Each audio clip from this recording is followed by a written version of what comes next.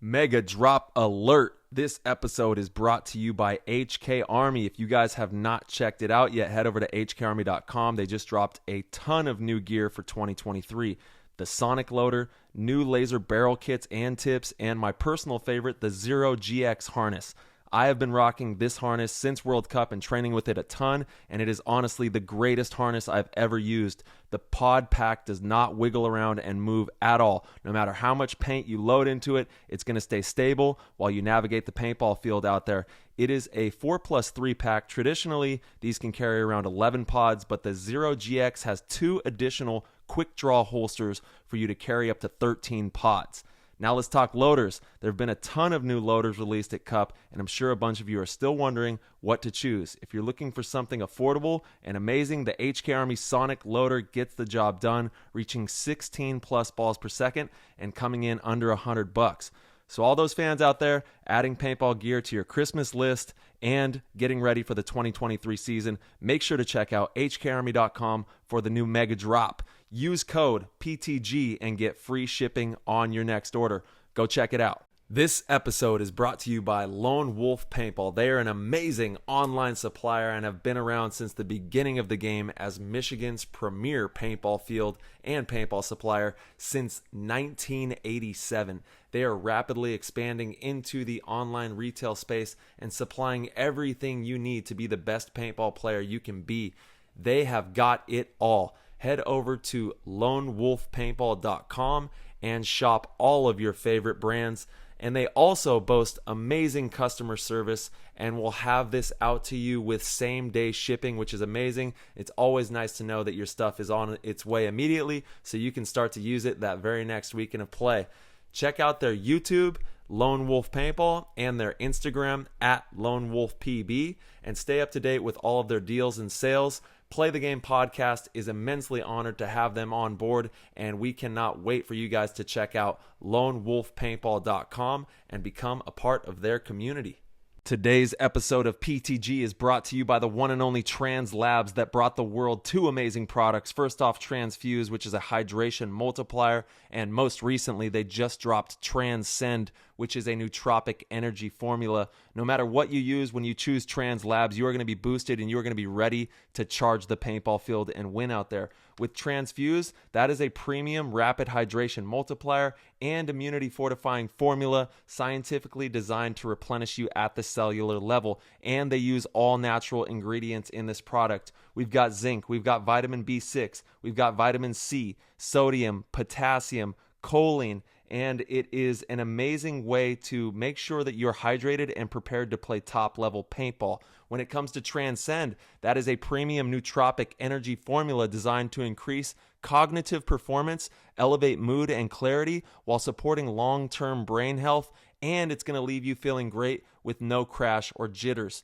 It's one of the only products in the nootropic space backed by research studies to ensure the formula is correct for optimal performance. It is more potent than anything on the market, and it will keep you charged and ready to win out there. I take 1 scoop, but if you're stimulant sensitive, take a half scoop, and if you want that LFG dose to launch to the moon, dump 2 scoops in your drink and you are going to be flying down that paintball field.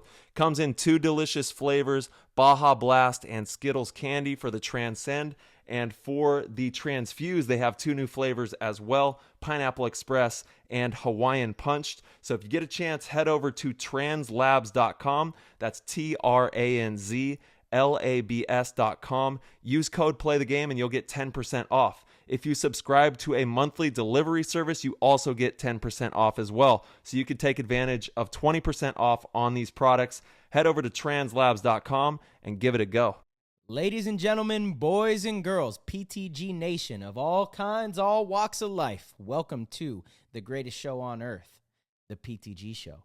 We have an amazing episode for you guys. This episode is a total banger. Damage is hot right now. They just picked up Raney. Jacob Edwards is a young phenom that has just come into his own and is one of the dominant veterans these days. We have Jacob Edwards and Raney Stanczak, which makes an appearance in the last hour of the show.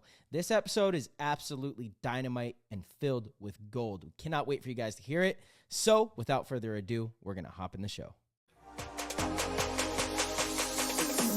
That was an insane inside move by Marcelo Margot. Great communication crowd starts chanting Harmon. Great shot by all the guys, though. Tyler Harmon saved that game. He came out with 2 wins. Marcelo Margot was on fire.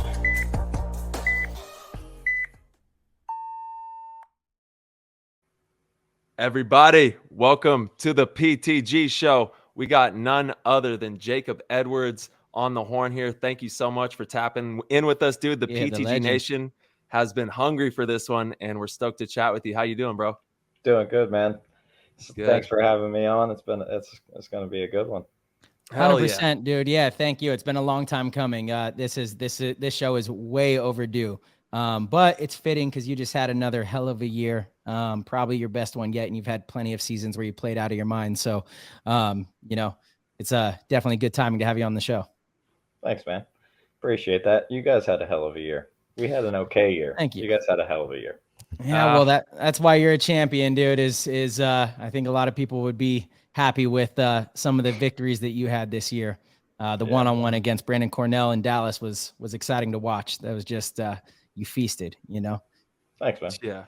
Yeah. While we're on that shit, let's just hop into like some of that kind of stuff, because that was major. And just so the listeners know, where are you tuning in from? Where are you at? I'm in Virginia now. Just moved up right after World Cup. Moved in with my girl and just living life up here now. Yeah. Shout out to VA one time. Yeah. Let's go. Yeah, dude, that one-on-one that you clutched out in Texas was hype. I remember just watching that with everyone, and it was you versus Brandon Cornell, and both superior one-on-one players.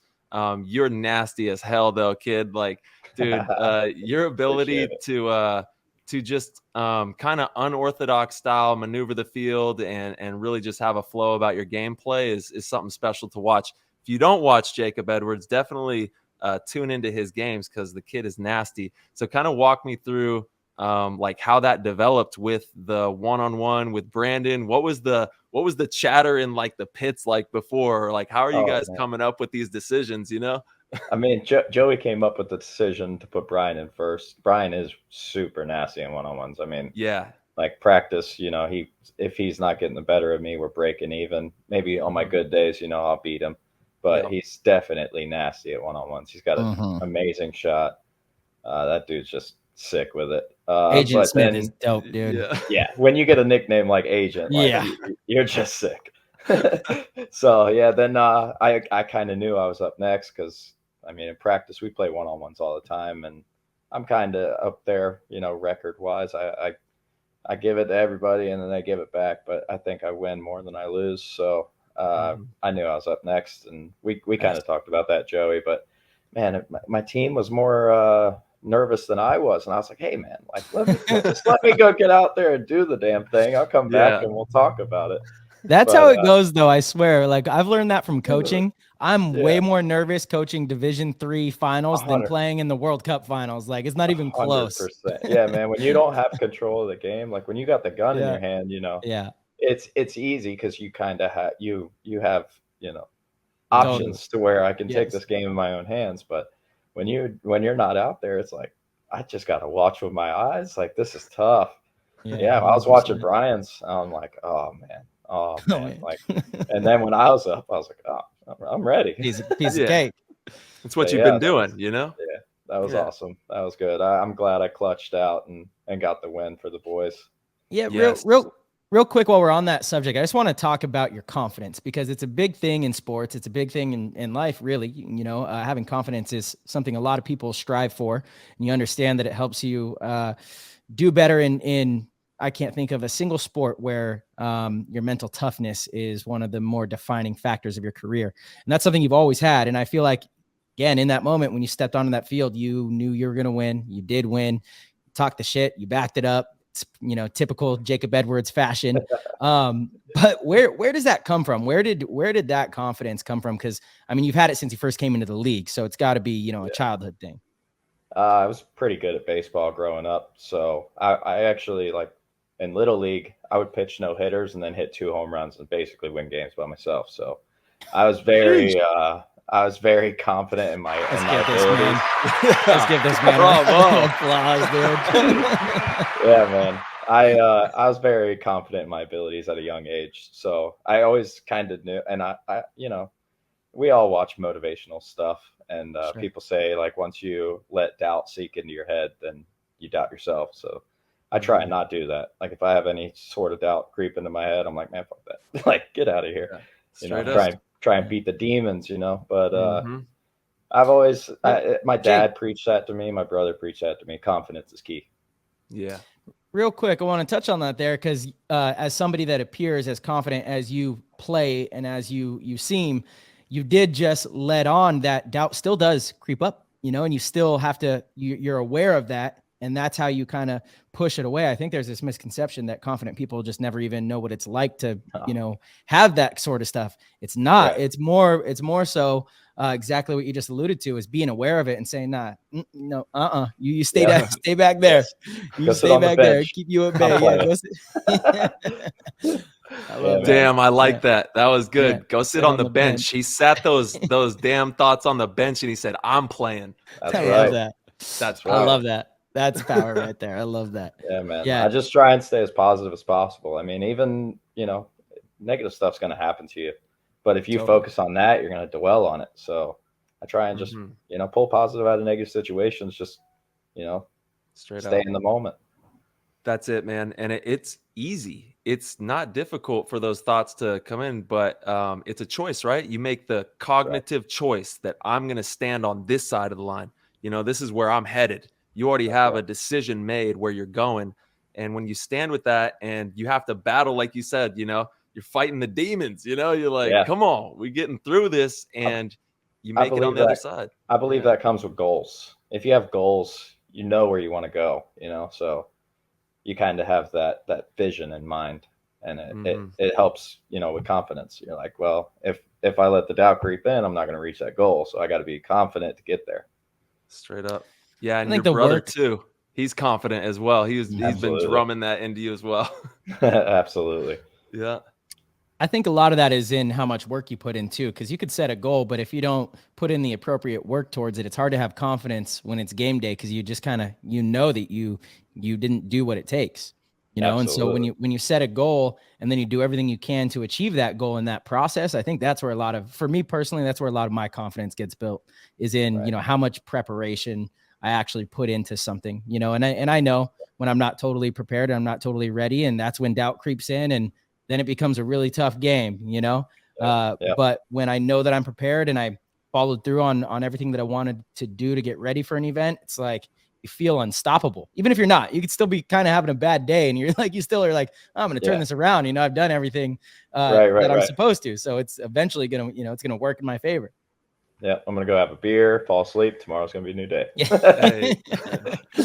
Yeah, 100%. Yeah, you're definitely hitting on something there though, March, is like the program, the way that you program yourself, you know, no matter what the direction that you're moving in, and it comes through the work ethic as well. It's not just given, you know, you work diligently to earn that feeling where, you know, and you can have faith in that process and move into it and be confident. And that's what we're talking about, is having that confidence. And it's not free, it's earned, you know, you got to earn every step of that confidence. That's right. Yeah, for sure, man. And then, you know, you also touched on something that we've talked about here on the show before, having success at a young age in baseball. I think it was similar for me. You know, I had a lot of success in Taekwondo when I was a kid, you know, and so that bred confidence. I just felt like if I wanted to do something and I trained hard enough, I was always going to have the results that I, you know, got when I first fell in love with something and trained to do that thing, you know. Which is why I think it's so important for kids to be put in, you know, different sports and have different hobbies and different challenges, you know, and you could fail at a bunch of different things, but if you succeed at one thing, then it becomes a whole lot easier to succeed at other things, you know, down the line. Sure. Yep. You know what success is? Yeah. Talk to me. 100%. That's pretty much it. Yeah. You know what success is. And once you get a taste of it, you're like, man, I like that. Yep. It's contagious too, you know, for sure. Once you get a taste of it, it's just like, all right, I want more of that. And some kids maybe don't get the opportunity, you know, or have those luxuries. And that's something where we can step in and kind of nurture those kind of characteristics by giving them good outlets, giving good places for people like paintball. You know, the paintball field is so caring. You know, there's so many people that are in this game that give back in so many different ways, whether it's a little piece of gear or some wisdom, just even like good energy. It's too rare to even have good energy, which is so sad in today's day. You know, like you're bombarded with all these crazy things. So being able to be in a sport like this where we can build confidence, give people good energy, and have fun with this sport is everything. And we just want to keep the good times rolling. And I know it's life is not all easy and cakewalk, but you know, with good people around and with good community, you can get through anything. And that's why paintball is so amazing, because I know I wouldn't be sitting here with y'all if it wasn't for paintball, obviously, and the amazing people that guided me along my path. And there's so many great people in each organization that are doing that. And that's, you know, paintball gets a lot of shade, but man, it deserves so much light, you know, because it really is a tremendous game that we're a part of here. Yeah, man. It's a great community. I mean, some people are just so negative out there, but always it is what it is. I mean, it's the vocal minority. Yeah, for sure. You're going to have those people, especially nowadays with social media. Everybody has an opinion and they're going to voice it. So you're going to get the negatives, but the positives in this community are just, they're huge, man. I mean, people support people, and it's a beautiful thing, man. Yep. Absolutely, man. Yeah. I want to talk to you about, go ahead, March. I was going to say, why do you think that is, that our sport is so unique in that way, that it seems like if you meet another paintball player, you have this just instant connection with them? Why do you think that is? I guess because it's such a, like, you know, small niche thing. Like, it's not huge, right? Like, if you go in airport, people are like, "Hey, what are you traveling for?" You're like, "Paintball." They're like, "Oh, you play in the woods?" Like, no, I don't. But yeah, so it's a thing. Like we all get it, right? It's like people that ride BMX or ride skateboards. Like when they do it, it's their hobby or their passion. So I believe like that's why paintball players click so much in an instant friendship, because you have something in common. It's just something, you know, you both can talk about and you know, agree with or relate to, or, you know, whatever. I think it's just a cool community to be in, man. It's a rowdy game, you know? For sure. Yeah, it can get wild. It's a rowdy game, and it's too much fun. And, you know, speaking of fun, y'all are having a ton of fun building the Damage brand, building the organization. There's a lot going on within the Damage camp, and you guys are fresh off of second place at World Cup. And, you know, you guys won an event this year. Some, you know, minor, major, whatever. You won an event where there was a lot of pro teams there. You know what I'm saying? So what is going on in Damage? What's the sentiment in the camp? I know the chat's probably lit. Everyone's having a good time. What's going on in the Damage world? Well, we just picked up Raney, so that's cool, man. I feel like he's going to help. Like, you know, a little center presence, you know, a versatile attacker that can come from a support role, you know. We're definitely motivated to not get second place anymore. It's tough to make it that far and then fall short, especially getting mercy rolled in finals. It's a big pill to swallow. So, well, they did that to us as well this year, right? In Philly, we met them in the finals, and I think the same thing happened. But yeah, they're playing really good team paintball, and obviously that group of players understands how to win the game better than the other groups, right? Yeah, that's the whole deal. There's something. Their team paintball right now is like, man, it's hard to beat. It's hard to beat. Why do you think that is? Well, I feel like, man, when one of their guys makes a mistake, the other four don't. You know, they don't die in groups. They play good communication, like paintball. They're constantly talking to each other. Switches are pretty on point, and then they're just hitting shots on the break, man. Like, if you play Dynasty, you don't really give them bodies on the break, and for some reason, people just keep doing it, keep dying on the break, and I keep saying in our meetings, I'm like, if I were playing us, I would do 5 in the back center and just Bro, make them beat us 5-on-5. If my boys carried more weight, we wouldn't have went anywhere. Like we would have dove in the closest bunkers possible and then just dug holes. Yeah, it's funny. I remember, Jacob, you fueled a little bit of my fire in Texas when we were in Dallas. We were playing you guys, and in between one of the things, we were crossing each other's pits, and you were yelling, "They don't have shit beyond the breakout." I was like, "Oh, this guy." That was literally all to just get in your head. I know, totally, I know. I don't believe that shit. You guys are respect. Super I was good, like, but damn, that's me telling my teammates, like, hey man, believe in yourself. Like, Jesus. I know. I love it, and I appreciate the banter, and you're someone who I've always had a ton of respect for. So, like, I took that a little personal. I was like, okay, shit, I would. Let's all right, let's go. Let's see, you know. I'm gonna prove to you past the breakout. Shooting people on the break, though, you're definitely right. It was a huge advantage for our team all season long. It felt like we were playing 5-on-4 quite a bit. And that's just a ton of experience and a ton of reps. And it kind of, we lost in Chicago, I think, because the Russians actually ended up doing that to us. And every so often the Russians like catch this weird fire where they're hitting shots that are just nobody else in the league hits, and you're like, hold on.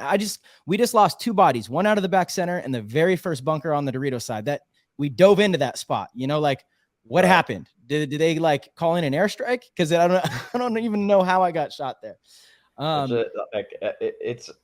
It comes kind of from every team. Like sometimes Damage will do it too. Sometimes we'll just be like, Damage is Weasel one. Like, it happens. It's like you catch on fire or something. I don't know what it is in paintball, but sometimes you just get, I think it's confidence, man. It's like, that's a big I'm going to hit this shot, and then boom, you hit it. And it's like, oh, well, now I know I can do it for the rest of the match. It's kind of, it solidifies your thoughts, and it's easy after that. Then there's a whole nother game, though, of like, where do you put your shots next? If you shoot someone going to a spot, okay, so what's next? Where are they going to go back there, or do you have to now go for an interior spot? Or since you shot that, does that mean you could run to a certain spot? Like there's such a mental game to, kind of orchestrating your breakout shooting. It's actually like the main thing I work on with teams that I coach is, and they're like, why are we doing this so much? I'm like, trust me, the game is way easier when it's 5-on-4. It's 20% of their team. So, and that's a fundamental thing. If you can master the art of winning the breakouts, that's a big part of the game. Now, closing is even more difficult, and that's the only way you actually score the points. But you can give yourself a big advantage in a jump start if you can master the breakouts. Absolutely, yeah. Completely. And that's a mantra, Project 54. It's not just happenstance. It's not random that this is happening. It's a mantra for the entire team. That's the goal is 54. And you love golf. Shout out to the golf game. We got 3 golfers in the house right now. All right. Shit. I don't know if I can call myself a golfer, but I love golf. I love to play golf. You like to, man. Yeah. If you swing a golf club and hit a golf ball on a consistent I've got a putting green down here. I've got a putting green in my living room. Is that a golfer? Okay, all right. You're a golfer. Cool. Yeah, man. I left all that in Florida. I had like, I would walk out my backslide in glass door. I had it was 10 by 24, so 10 feet by 24 feet, 3 holes. And I was putting my brains out, and I had a simulator, man. I had to what's funny, dude? When we had your brother on the show, it's really cool to see how proud of you he is. Because all he was doing was, I don't know if you listened to that episode, but he hyped you up a lot. Like how good you are in golf, how good you are in baseball, how good you are in this, how good you are in that. Like, I can't disagree. Like you definitely, it seems like everything you do have a natural kind of ability to be good, especially if it's like a hand-eye coordination kind of thing, which is, in my opinion, your best attribute in paintball is your gunfighting skills, your ability to shoot your opponent. And it was cool having him on and just seeing like how proud as an older brother, That's cool. But that little simulator thing you guys had in the backyard was badass. I wish I had something like that. That'd be sick. Yeah, man. It was left cool. it there. Yeah, I did. Now I got like, I think it's like 140 yards to the wood line. So I've been hitting a lot of wedges. a ton of wedges, man. Hey, you got to get it in however you can. You know what Absolutely. I hit 50 balls a day. Like, damn. Nice. Yeah. So yeah, we're like participants. You're a real golfer. You know what I mean? Yeah, but I've tried. There was a time in my life where I'm like, man, I'm gonna buy this truck. I'm gonna buy a pull behind trailer, and I'm gonna live like my life like if you ever seen 10 Cup, he like travels around his RV and plays golf tournaments. I'm like, I'm gonna do this. And what? Yeah, man. That movie's legendary. I haven't seen that. Yeah. So you got to watch it. It's a good movie. It's my favorite golf movie. And you decided to like you decided to just do that, but instead paintball. So you just have the truck travel around to paintball tournaments. No, I don't. I fly to paintball tournaments. There you go. Yes, sir. Yeah. Yes, sir. Yeah, man. Yeah, 10 Cup. If you haven't seen 10 Cup, tap in. I haven't seen it. Yeah, never heard of it. You got to watch it. You got to watch it. It's good. Very good movie. And golf is such an interesting game in the same facet as paintball in the regard that it's kind of staggered in 3 parts, 3 segments. You know, you have your breakout, your mid game, and then the closing, kind of like your drive, your wedge or whatever, and then your putt. And you have to be good at every single facet of those games in golf in order to be good at that game. And it's no different with paintball, which makes the game extremely difficult for a lot of people in the same regard that it makes the game extremely difficult for people who try golf, you know? And sports, like no matter what sport you choose, is not going to be for everybody, but damn, once you get that bug and you play it and you experience it and you understand the game, it's like, I didn't always love golf, but recently in the last 10 years, I fell in love with this thing because it's just so, I don't know, it's like addictive. Like you said, addictive personality. You get that itch and you're like, good shot. And it's like, oh man, brings you back. Yeah, that was my problem in the beginning, man. I would have terrible rounds. And then on 18, I would hit a shot, like leave it 2 feet from the pin. I'm like, all right, I'm coming back. We can do this. That's what they say. You just need the one shot, and the golf gods will always give you the one shot to make sure you come back. Always bring you back.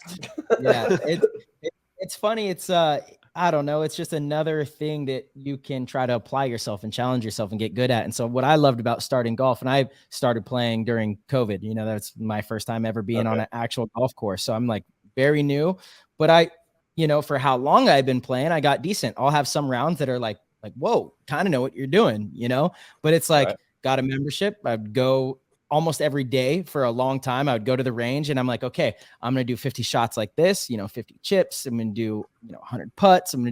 You have a little system, you have a formula that you're like, all right, let's see, like, what's this going to do? And then, you show up to the course when it's time to play around and you start applying some of those skills that you worked on. It's the same exact thing as paintball and any other sport that you do, and that's what's so fun about it, is like, there's always a process to getting good at something. And the fun part is like figuring out that process and kind of curating it yourself and then seeing if it works, Yeah. Mm-hmm. Yep. Just like Kobe says, man, that hard work, all the dedication that we put into stuff, that is the journey. Like that is the dream. So like getting good at something is just the destination. Like that's just your end goal, Mm-hmm. Like all that hard work, that is the enjoyment. Like, that's our dream. That's the life passion. Of it. Absolutely. Yes.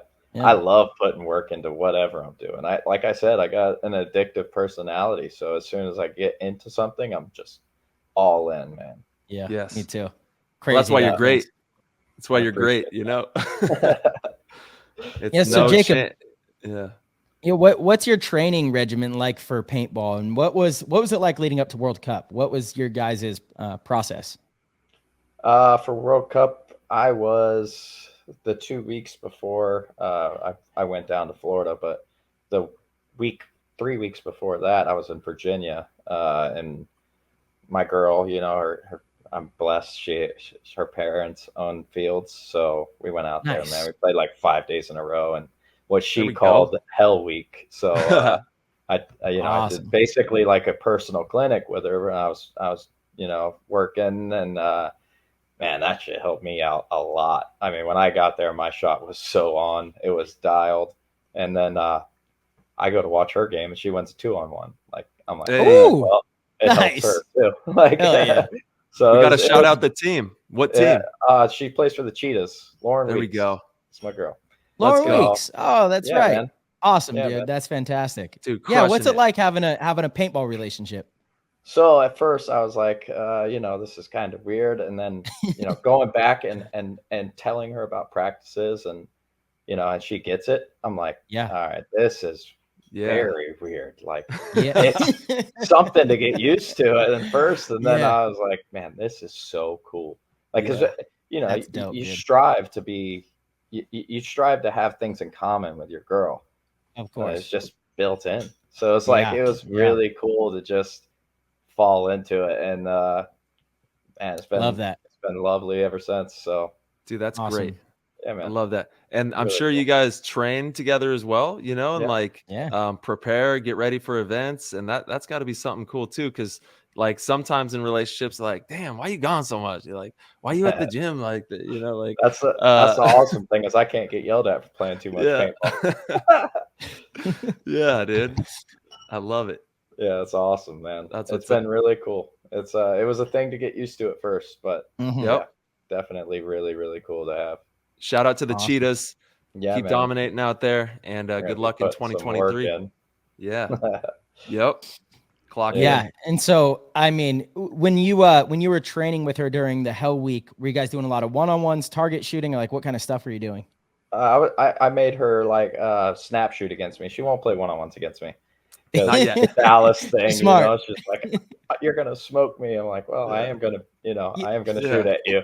I'm not gonna smoke you. I'm not gonna like rip you up, but I'll definitely shoot you. Yeah, for sure. Hoppers only. You will get better. You will get better. Much better. Iron sharpens iron. But those days, man, I was really I was working on things that I don't really work on: diving, loading and shooting, snap shooting, running and shooting. But while I did it, I was like, that like my shot was so on dude. That cup. Yeah, I mean, it paid off. You had a huge moment against Impact in the was that the semifinals or was it quarterfinals? Quarterfinals. We played quarterfinals. I think it was a 2-on-1. You caught Mouse coming to your side. He got a little turned around. It seemed like Brian Smith tricked him a little bit, and then you beat Nick in the 1-on-1, and it was just like a massive moment in that game. I think it gave you guys a 2-point lead. Not much time left. Like, damn, Jacob Edwards is here to party. Yeah, that was cool. I was like, when it came down to a 1-on-1, I found him. And I looked at the clock and I was like, yeah, I'm just going to eat this clock up.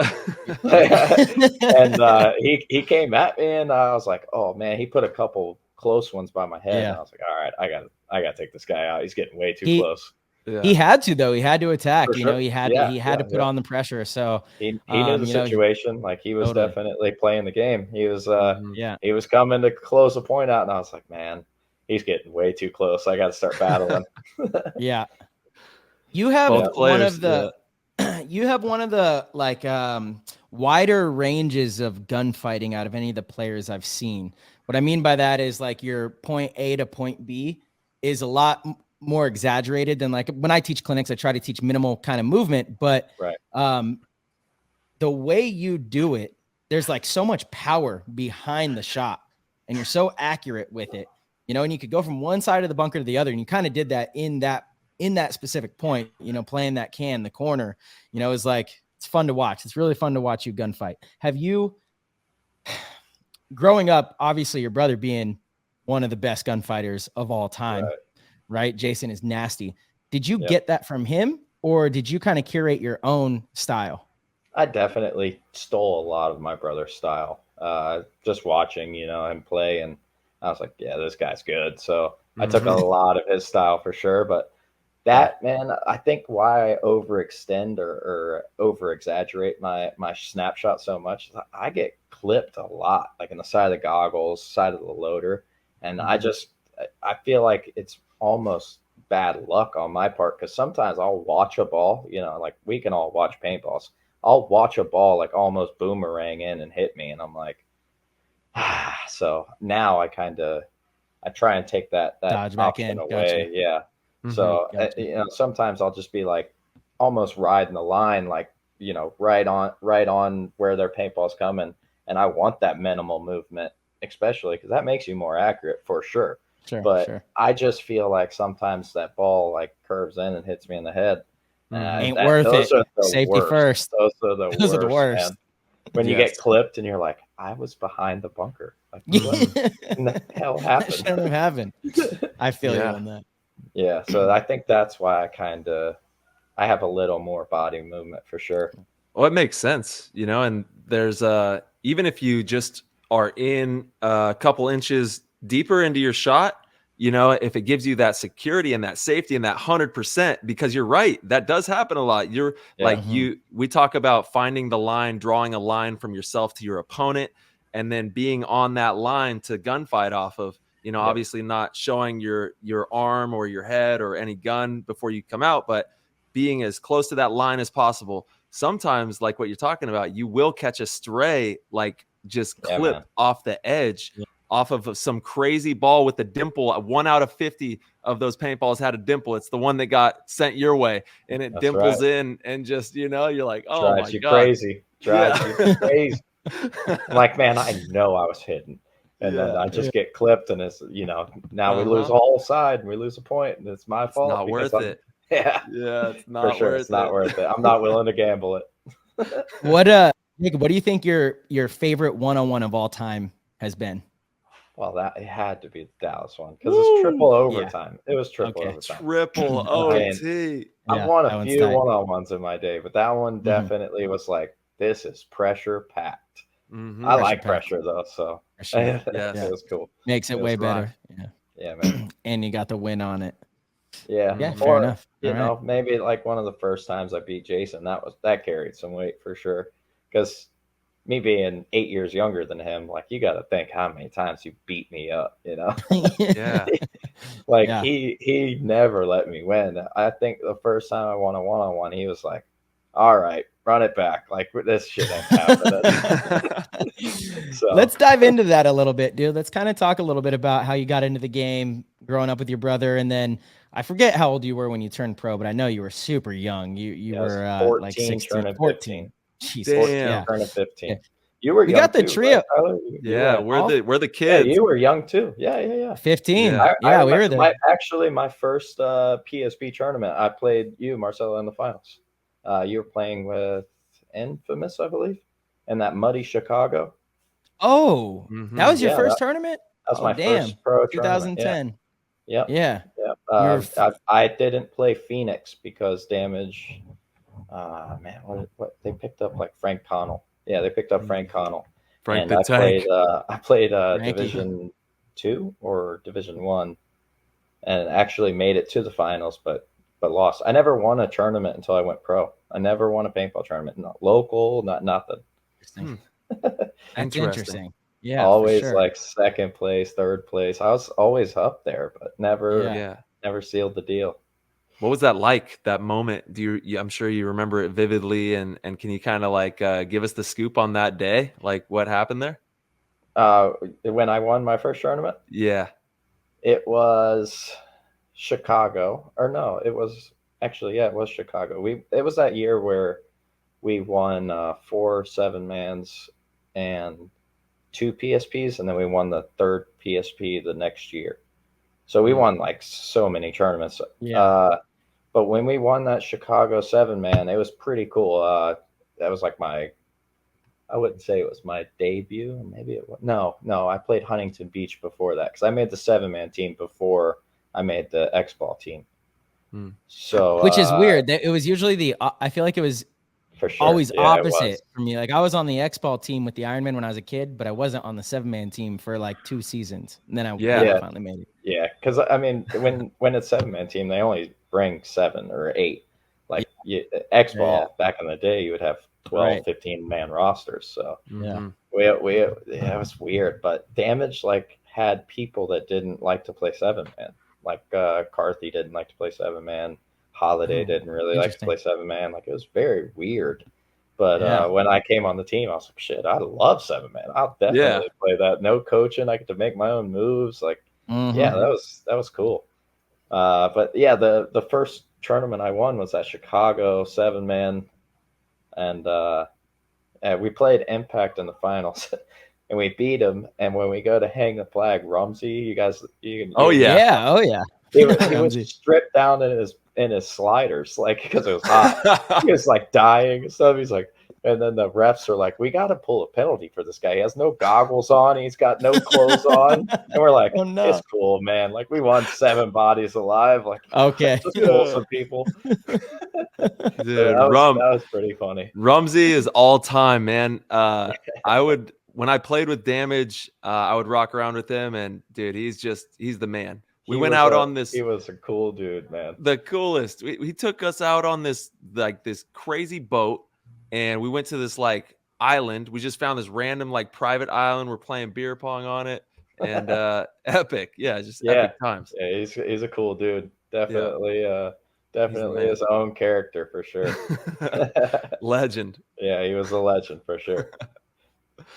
He was so big, like bulky, like probably 200-pound dude, and he would run and shoot out to this little cake in the snake corner and make it. We're like, what is going on? Like, it doesn't make sense. What's this guy doing? He was doesn't grooving, make dude. sense. Yeah, for sure. He was good. He was super good. Yeah, he was. And quick. That's like one of said. That's one of Skinny Kevin's favorite players. Rumsey. He always talks about Rumsey. That's what he says. Yeah. Yeah, like, he would just party, rip it, and come play. Fantastic. He was the best. Yep. He would show up, man. He'd be like, I haven't been to sleep yet. We're like, what is wrong with you? And then he'd play great. We're like, all right, do your thing, man. It's funny how some people can do that. Some people are built different, like, for sure. Yeah. This guy could drink all night long, show up and play all day. It's like, what is wrong with you? That's wild. Rip City. Shout out to Rums. Yeah. So you guys went on a tear after you won that first event.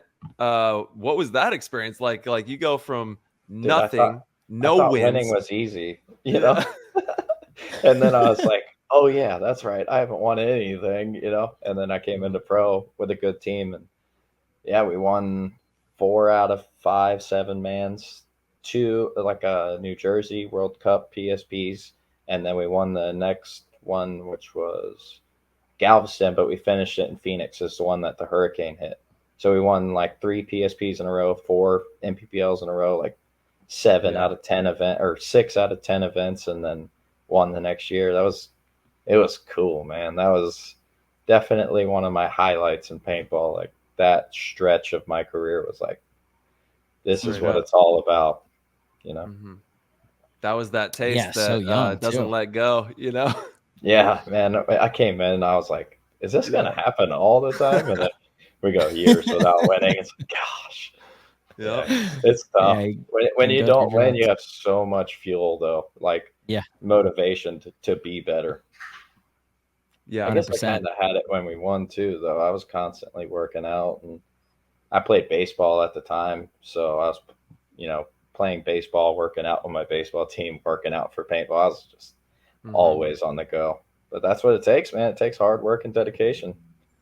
That's the winning formula. Yeah. Was that the time that Raney was on the team? Because he was on Damage back in the day. Was he on the team during any of those wins? I believe that's when we had. I know we had J-Rap for 7-man. I don't believe if we had him for X-Ball. I think we had him at. No, we did not, because we beat the Russians at World Cup finals, and he was on the Russians. So for New Jersey and World Cup, we did not have J-Rab, but then we had him for Galveston, or what was finished in Phoenix. Mm-hmm. But that was pretty much like the core of Damage. It was Holiday, Jason, Carthy. Carthy might have been out by then. It all blends together. It was a long time ago. Yeah. How old do you know, Jake? 27. It's crazy. You're still young. I feel like I've always felt like we're kind of the same age, but we're not. I've got 5 years on you. 32. Really? 32. Yeah. I'm 33. I guess I'm the old guy. Old grandpa over here. Old Gramps just moving and grooving like he's young, dude. Oh man, please. Any ETs up there, send me the juice, baby. For sure. Send some my way too. The juice. For Yeah, sure. man. Hey, we're just so lucky, dude. I'll never stop saying it every day. Like, I'm just so grateful. And I think that's the driving wheel that'll help us along on the journey, you know, and keep us hungry and just keep having fun with the process like we always talk about. It's the bulk of the time is the process. Yep. And if you can find a way in your business, in your home life, in sports, in any facet of your experience here to fill the bulk with like gratitude and, you know, people, you're not always going to have people that are, you know, maybe your favorite, but, you know, a lot of people that you enjoy being around and those kind of things that you can build and fill the bulk of your life with that. You know, it's the simple things in the morning, like someone who tells you good morning every day, or just little things. Those little things over a long scale of time are the bulk, you know, and it's all about getting those little details dialed in. And when you can do that, like I know, you know, we've been so fortunate enough to do with this game. That is the magic of paintball. That is the magic of, you know, that process and being able to build that lifestyle that, you know, that you can be really proud of and work your ass off towards, because that it's just too much fun. We're too lucky to have this game. And, you know, I see it all day long. The game is growing. People are becoming more aware. And I think in the next decade, you're going to hear a lot less people asking about, you know, oh, in the woods. And it's going to be like, oh, damn, you're a paintball player, huh? Yep. You know, because it's a serious game. And as we move into even more of like a techie lifestyle, paintball is extremely techie. And sure. it goes hand in hand with this digital age very well. Yeah, definitely.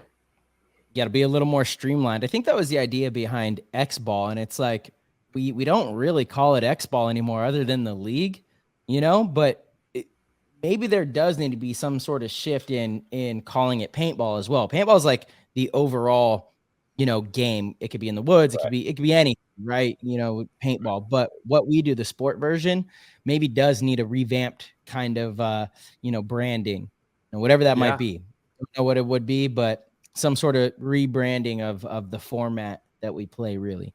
For sure. Did see some cool stuff. I mean, Will Ball for Soup leaked, and you know, I can't believe we just gave him a shout out on the show, but he leaked a nice little thing with the MLP, Major League Paintball, right? What's I don't know if that? you guys saw that.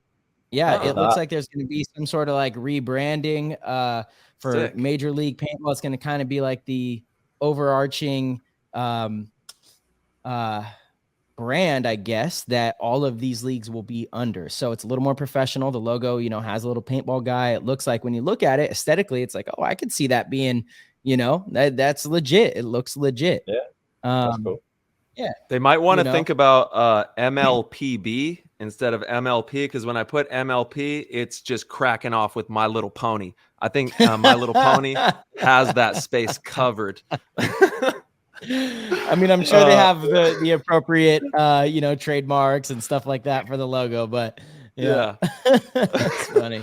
MLPB might be the route. Yeah. MLP sounds, I don't know, 3 letters is, you know, it's clean, it's classy, it's like other sports. NFL, we're not like NBA, other sports. We're not MLB, classy. MLB, you know, MLB. We're rough and rugged. We're MLPB. Yeah. Let's go. MLPB, the drinking league. Yeah, let's run it. Yeah. Oh man. But yes, I did the Google search. So just a heads up if you're listening out there, a little intel there. Yeah, dude. Walk us through how you got into paintball. Like, what was your first exposure to the game? Who got you into this sport? It was easy, man. My parents, actually my brother, my sister, my parents, they all played. And then my parents owned 2 fields. So nice. You know, when I was growing up, I was playing 3-4 times a week, and awesome. That was pretty good. That was definitely it was easy for me. You know, I was kind of born into the sport, so it was just, you know, I followed my brother. He was pro. I was like, well, I'm gonna do that too. So, you know, I went pro at a young age because I was just determined to be as good as my brother. Like, my entire life, he played baseball, I played baseball. Like, who's better at baseball? Man, that's a tough question, because he was good. He was really good, but I was like, you know, he could pitch, he could hit, he could field. I was just, you know, I don't know if I was better or I don't know. Oh, He you was could good say too. it, dude. You guys are No, like he the was best brothers ever, dude. You guys do nothing yeah. but boost each other. I love it. He was good. He was He was good. good. I can't really say like I was better because he was 8 years older than me. So when I was watching him play baseball, I was like, damn, that ball went that Sure. far, you know, or Sure, he threw sure, the ball sure, that fast. Like, you sure. know, and then when I guess I was probably his age, you know, I was probably doing the same stuff, but Yeah. you know, Who's better at somebody young. paintball? Yikes. Yikes. I put some work in, man. I put some work in. I would like to say me. Pressure's on. I would like to say me, All but right. You give it but up. He gave you the game. mind wise, I think he's got me beat because he doesn't like me. I get down on myself, and then when I get down on myself, I'm terrible. Like I'm so bad at paintball. Well, at least you But know. he doesn't really do that. Like Yeah. he never really gets down on himself or blows up on the team. Like there's some times where I come in the pits and I'm just like, are you motherfuckers awake? Or, you know, like I'll just blow up on him. Where he doesn't really do that. So I would have to give it, you know, we're both really It was a trick good. question. It was a trick question, dude. Yeah, you guys really are both good. studs, man. Absolute foundational pieces of the team. I just wanted to put the pressure on with some brother competition. He's cooking it up. He's so good, and I would like to think that I'm pretty good at this game too. So, hell yeah! I guess you guys are both studs. We're pretty good. Yeah, I have one little brother who's 9 years younger than I am. Is that your only sibling as well? I have an older sister as well. She's 2 years older than him, 10 or 11 years older than me. So you're the youngster. Yeah, I'm having to duke it out, fend for yourself. Dude, you know, constantly got beat up as a kid.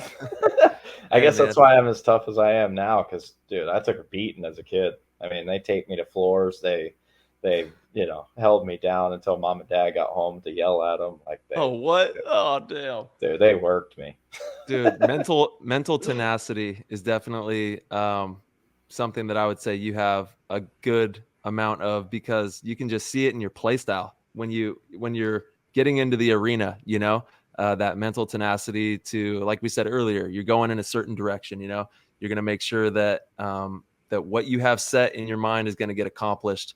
And that doesn't come easy, man. You got to have trials and tribulations, ups and downs of life, and you know, keep pushing in the right direction, failing upward, failing, you know, towards your goal. And then before you know it, all that hard work and those trials and tribulations turn into what you've seen, you know, a successful pro career. It wasn't always easy, but you fought for it. And that's why you are where you are, you know? Yep. Yeah, man, they definitely made me tough. And I believe like all of that translated into my confidence, you know. It was, you know, having older siblings always made everything harder. So it was cool it was easy to be good at things because I had these people to, you know, look at and be like, oh, okay, that's how you should do it. Mm-hmm. Or whatever. I would always try and do it better. So and then how did you make the move into the pro ranks? Like, what was that jump like? What did that look like? So when I played for a team, Total Carnage Orlando, and we practiced Damage's D1 team quite often. And then when Damage's D1 team kind of folded, we started practicing Damage a little bit. And me and Keith were on that team, and a few other, like, we had a pretty solid, you know, divisional team. We had, you know, people, Mike Smerick, you know, Marcus Nelson. We had good people on our team, and you know, me and Keith kind of just shined out of everybody. So once, you know, Damage started to lose a few bodies, and you know, people started to retire, they were like, all right, we want to pick up young guys, and you can't get any younger than 14, 15 years old. And then Keith's I think he's only 3 years older than me, so he was right after me. They picked me up, and then they picked Keith right after me, and just molded us into what they wanted us to be, man. like just constantly, coach, rest in peace. He helped me out a lot, man. He was constantly like, you got shot in this gap because, you didn't run and shoot at this guy. Like, that's your threat, yada, yada. He was just constantly beating the game into my head. And I'm like, very appreciative of that. Now he's one of the best of all time. For sure. And for people who don't know who Coach is, why don't you let them know? Paul Richards. He was Damage's, hidden secret. He was so sweet. He was so smart towards the game. I think he even had like what did he have behind the box or something like that? His vlog or whatever he would do. Yeah. He would type everything. Yeah, his mind towards the game was just so above the game at that time. He really was above the game. We edged at people to make, outside spots. Like, he was very, very smart paintball wise. I mean, very smart in general. He was an intelligent person. And that I can give that guy some credit for how good I am today, but most of that credit has to go to Jason. I mean, that guy put countless hours into me. He was constantly working with me. When my parents owned the field, like, that's who I was training with. I was training with my brother, and he was playing pro at the time already. So I was like, I had drive to just keep getting better and better and better. And he made it easy. He was already good. So he just beat me up, and iron sharpens iron, man. That's it, dude. That's it. Yeah, it's so important to have the ability to play against people that are better than you in whatever it is. Otherwise, you don't see certain things. You don't get caught. You get away with stuff that you're not going to get away with as you work your way up through the ranks. So if you're winning all the time at practice or at your local field, and you're always winning one-on-ones or winning with your team and all of your scrimmages, then you're not getting better. Maybe a little bit, like, you're learning a little bit about how to win and maybe getting a little bit of confidence, but you're not really getting better. You need to be getting beat up. Like, some of our best practices, I know that both of you will agree, some of our best practices are the ones where we get our asses kicked, and that's usually when, if it happens before an event, I go into the event and I'm like, you know what? I feel pretty good. We saw all the stuff that's going to hurt us, and so as long as we can make the adjustments, I feel good about that bad practice. Vice versa, man. When we don't lose points in practice, I'm like, man, we did not get a good look. Yes, totally. And it makes me, a little doubtful that we didn't learn everything that we needed to learn. And that comes from playing better teams, or playing better people. Even if you go out there and it's an off weekend, you see this guy he's better than you, or you think he's better than you, man, challenge that dude. Yes, tell them, hey, let's play some one-on-ones. Let's snap shoot. Let's do whatever. But you got to play people that are better than you so you can find your limits. You have to find limits. That's what paintball's about. When you get shot, that's your limit. So, and don't see it as a challenge. Like, if you do go and because some people might be like, oh, why is this guy challenging me? Or why does he want to play against me? See it as a compliment. A compliment and a means of progression. Like you said, iron sharpens iron. You're only going to get better by getting eliminated, getting shot, making mistakes. But you have to think about it too. Why am I making the mistake? Why am I getting shot? And really be constructive and dive into those details so that you don't make them anymore. But it's a compliment. Absolutely. When someone wants to play against you. Totally. Yeah. Anybody that comes up to me on a paintball field, if they say, hey, man, I want to play one-on-one, my answer is pretty much always yes. Unless I am I'm working on something, or I'm doing something with somebody else, I'm busy, maybe I might be like, yeah, man, catch me at the end of the day or whatever. But if that guy's like, I want to play one-on-one, I'm like, absolutely, let's go. Because they have these new coins now too, where you can make a living playing one-on-ones. It's crazy. Yeah. I never get Shout out to Hormesis. I never get them. Oh, Aggies. Yeah, I gotta go to like Matt Marshall or something and be like, hey Yeah, man, yeah, we need to look back on some footage because I got some coins, you know? you do for Yeah. sure. Yeah. So what Yeah, the heck? Because he has them. So all you got to do is go up to him and let him know the games yeah, that you man. won. I mean, yeah, I I think don't I think you'll have still to have my prove anything. original 3 that I was given from Alex. Like Oh, literally good one. never lost a gold coin. Yeah, I won Sick. a couple silvers, but yeah, I had a guy one time. He was like, I want to play you in golf for a gold coin. I was like, deal. Oh, I am ready. That See you would be later. so sweet.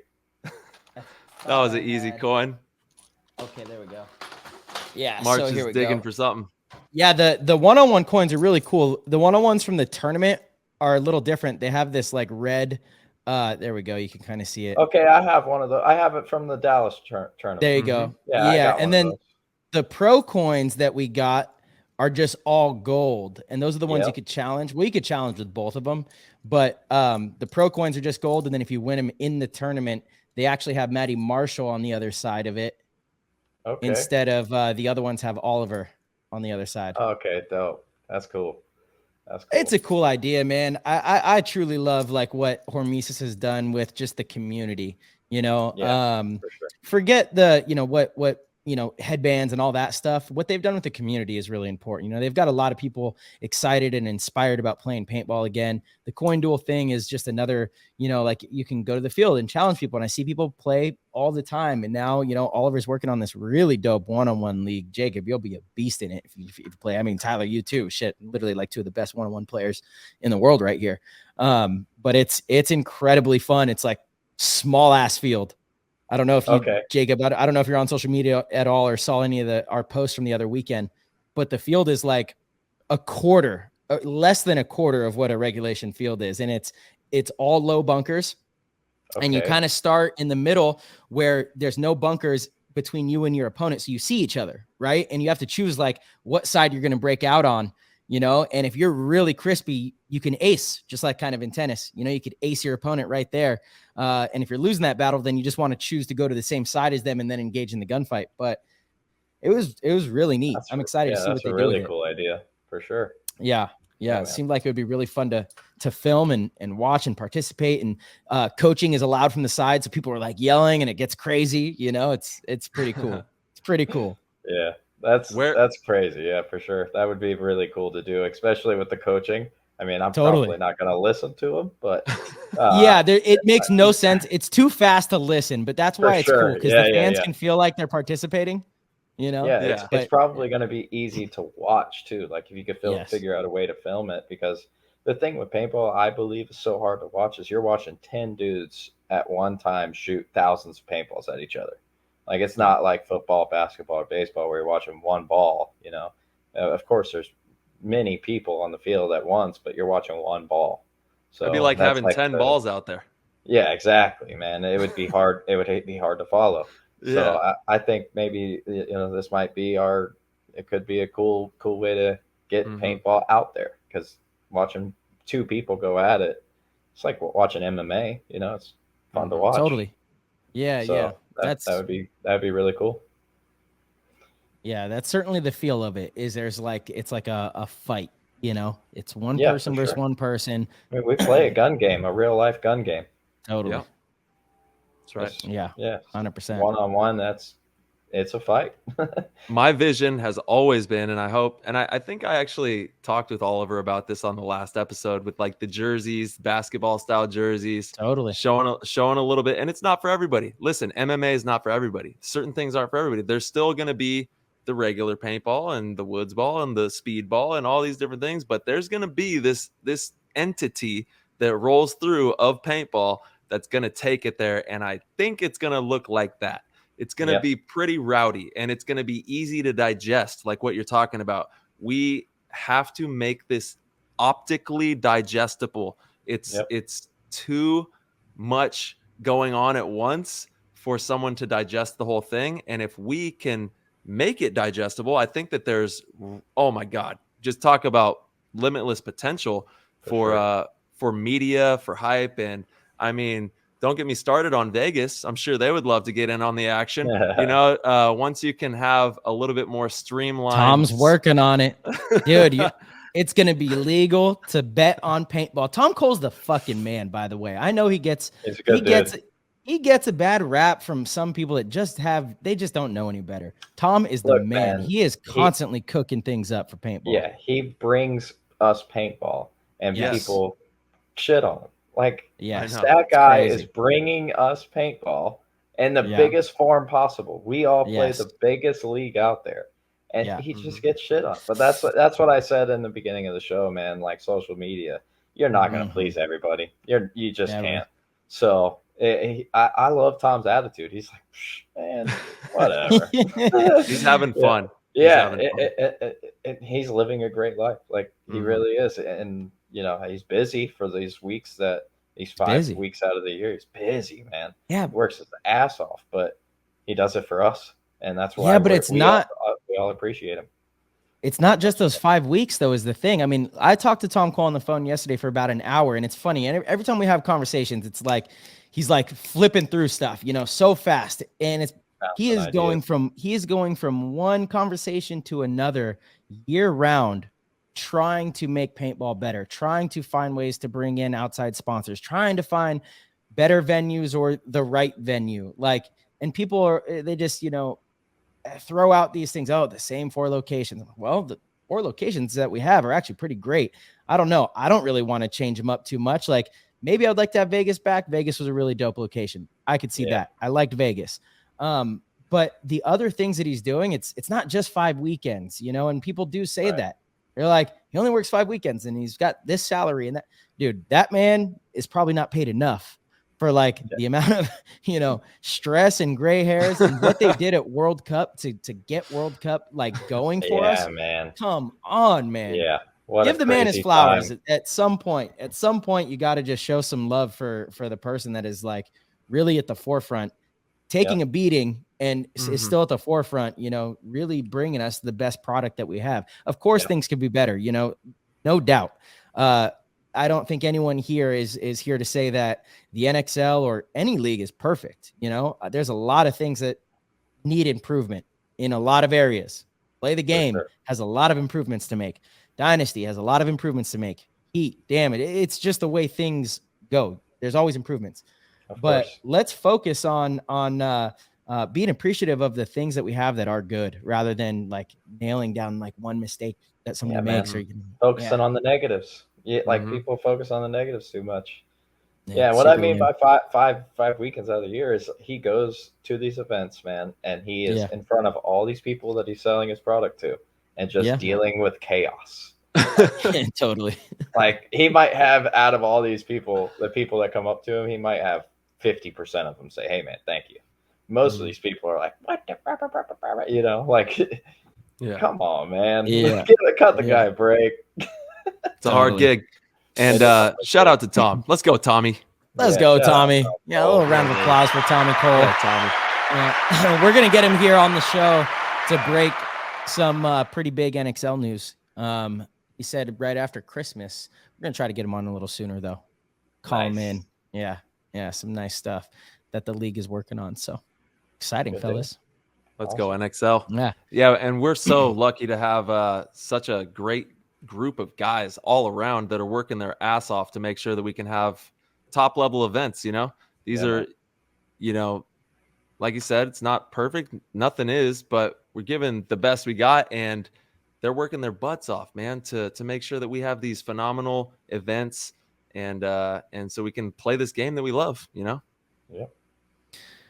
Jacob, we have some great questions from our Discord. Shout out to the PTG Discord. If you guys aren't in there, you definitely want to partake because the Discord is always lit. They really contribute to the show. Yeah, Tro. Yeah, Jay Tro. Another man that deserves a round of applause. That's funny.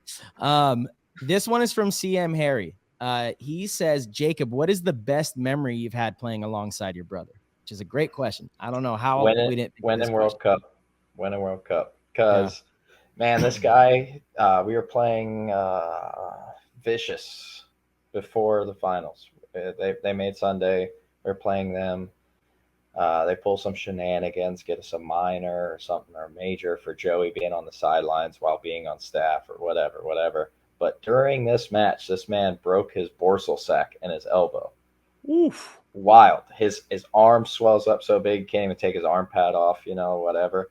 It's the first time I see my brother like actually in pain. And he looked at me, he said, we are not winning, or we are not losing this tournament. He said, I will not stop playing, but we are not losing this tournament. And I said, deal. So we make it to the finals. We're playing the Russians, I'm in like a 30 Dorito or whatever. Jason's right behind me. We're talking. And then Keith's over in the Snake. And I think Brian was still alive as well. So I see Fetty, Konstantin Fedorov go into the Snake from like the Snake insert. And I'm like, bingo, my time to make the move. So I make the inside route, bunker the 50 Dorito, shoot Sergey in the back, shoot Fedorov in the back. And like, man, just the eye contact me and my brother made was like, we're doing it. We're doing it. Awesome. So that was like alongside my brother. I'll remember that memory for the rest of my life. What year was that? 2011. 11. Yep. Damn. That's badass. Mm-hmm. All right, that was a cool memory, man. Hell yeah, dude. That's such a timeless thing that you guys get to share. Bros, for sure. Playing pro paintball, winning titles together. That's crazy. Yeah, man. Yeah. Unreal. I mean, honestly, and you see it in sports, often where bros will make it into the league together, but very rarely to the same team. Even more rarely do they win the title together. And you guys have been able to do that. Spectacular. Yeah, it's cool. It's been cool, man. We got another question from the Discord. Thank you, everyone in the Discord. We got a lot of action in here. And we got Bat, who's making some amazing stuff in the Discord for everybody. Headbands, bat bands. Thank you both for coming on the show. He's alluding to the fact that we're going to have Raney on here shortly. He's wondering, Jacob, your clutch performance in the Lone Star Open was one of the best moments this past season. What's your top 3 1-versus-1 tips for players that are put in that position to win it? Okay. So number 1 tip, I give everybody this tip. You don't always hold on. I need to get my pen and paper really quick. Just make sure that I'm taking this down. You don't always have to come out with your gun. So the main thing you do in a one-on-one is do not lose your opponent. You only got to focus on one guy. Just make sure he doesn't shoot you. Head checking is absolutely like critical in one-on-one. Yes. Oh man. Number 2, zone control. You see the guy, his gun in his right hand, he's going right. Just shoot the gap in front of him. Like if he runs into it, you win the one-on-one. And that's exactly what you did, Brandon. That's exactly what I did. And then number 3, dude, this kind of comes when you're getting better, is baiting people into stuff. So if he's got his gun in his left hand and I come out of the left side, I expose him more. So then I come back to the right side real quick. I have a full body target instead of just a loader and a goggle, So yes. I set traps for people all the time. Like I make them do something that I want them to do so that I can hit a shot real quick. And that really comes with time and experience. Really quick to elaborate on what you're talking about there, Jacob, to make sure that the listeners understand, because that right there was a nugget.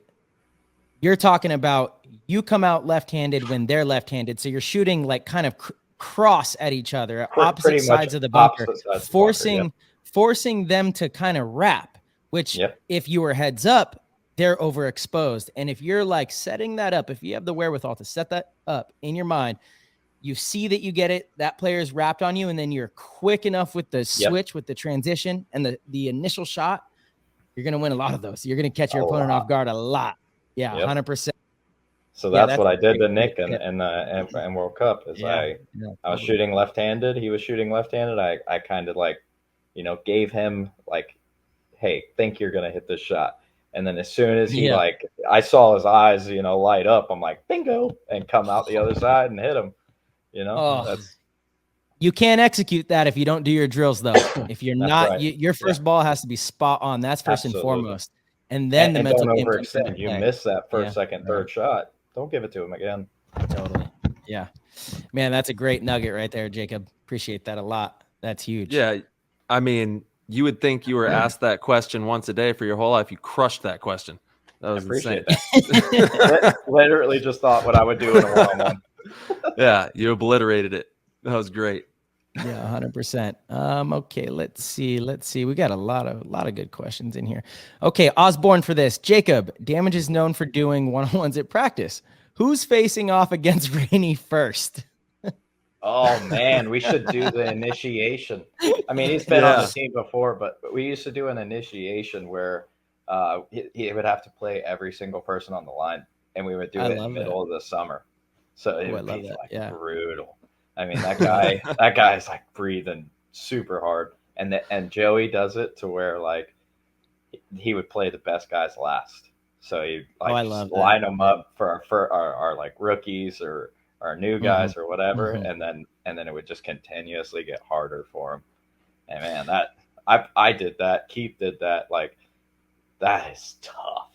It's tough. Yeah, I can imagine. So I do a clinic in Wisconsin almost once a year. Shout out to Outdoor Adventure Paintball Park. And the whole thing there is it's a family-owned field. I stay with the family. And Saturday night, so we'll do like an open clinic Saturday, and then Sunday is a private team clinic with their local team. And then Saturday, the whole family likes to go out and party. They're like, this is the one time a year, like you're in town. We go to these, this little bar in Wisconsin, have a blast. And it's like a bunch of old fashions, drinking whiskey. We're up late. Sounds awesome. It's amazing. It's a good time. It's a really good time. Like the whole community there is awesome. Everyone comes out with us, so like everyone that was at the clinic is out hanging out with us. That's and cool. Then the point of the story though is one of the Sundays we did a one-on-one tournament, and it was like a charity thing. So you paid $50 to play me in a one-on-one, and all the money was donated to this family that was going through some tough times. Okay. I had to play like 35 one-on-ones. I was super hungover. it was like the most excruciating pain. I was dying. I am proud to say I only lost one, but this kid got me so good, like right in the goggles. It was like, oh man, amazing. It's okay though. But I was like, man, that was the most brutal, exhausting kind of thing, especially after a night like that. Yeah, for sure. The weather wasn't nearly as bad as it is in Florida. And I imagine, you do something like that in Florida against all the pros. It's a tough time, and you're going to be pretty exhausted. That's great initiation. I think Raney has to do that. We'll talk to him about it when he comes on here in a little bit. Raney's got to do that. He's got to go through the gauntlet of all the players. I love that. Yeah, man. We used to do it all the time. I don't know why we stopped. Like a lot of our new dudes don't do it. I'm like, we're getting soft. What's going on? We are getting soft. Yeah. We stopped a lot of the initiation stuff. Us three came up in a different time, man. Yeah, for sure. Yeah, coming back up in those days, back in the day, man, paintball was so brutal back then. I mean, especially gunshot faster. So you got shot more. People get shot like 4 times nowadays, and they're like, I'm like, dude, you have no idea. I've been shot so many times, my goggles spin to the side of my head. Like, it'd be like that sometimes. Yeah, man. Sometimes you just get you get a beat. But and we've seen it a little bit more actually. In the pro ranks, we've seen some pretty funny things going down. And as long as we're being safe, we've talked about that on the show. Like you can't be walking towards another player with your gun humming, accidentally lift a mask. We can't have any of those kinds of things happening. But as long as you're standing your ground and you guys get it out, whatever, walk away, be cordial, and keep the game right, then it's like in hockey or in football. I mean, soccer, all these sports, it's a contact sport. You know what I mean? You're getting tossed around. So as long as we can keep it cordial and keep it moving and still enjoy the game, I don't see any problem with it. Yeah, man, for sure.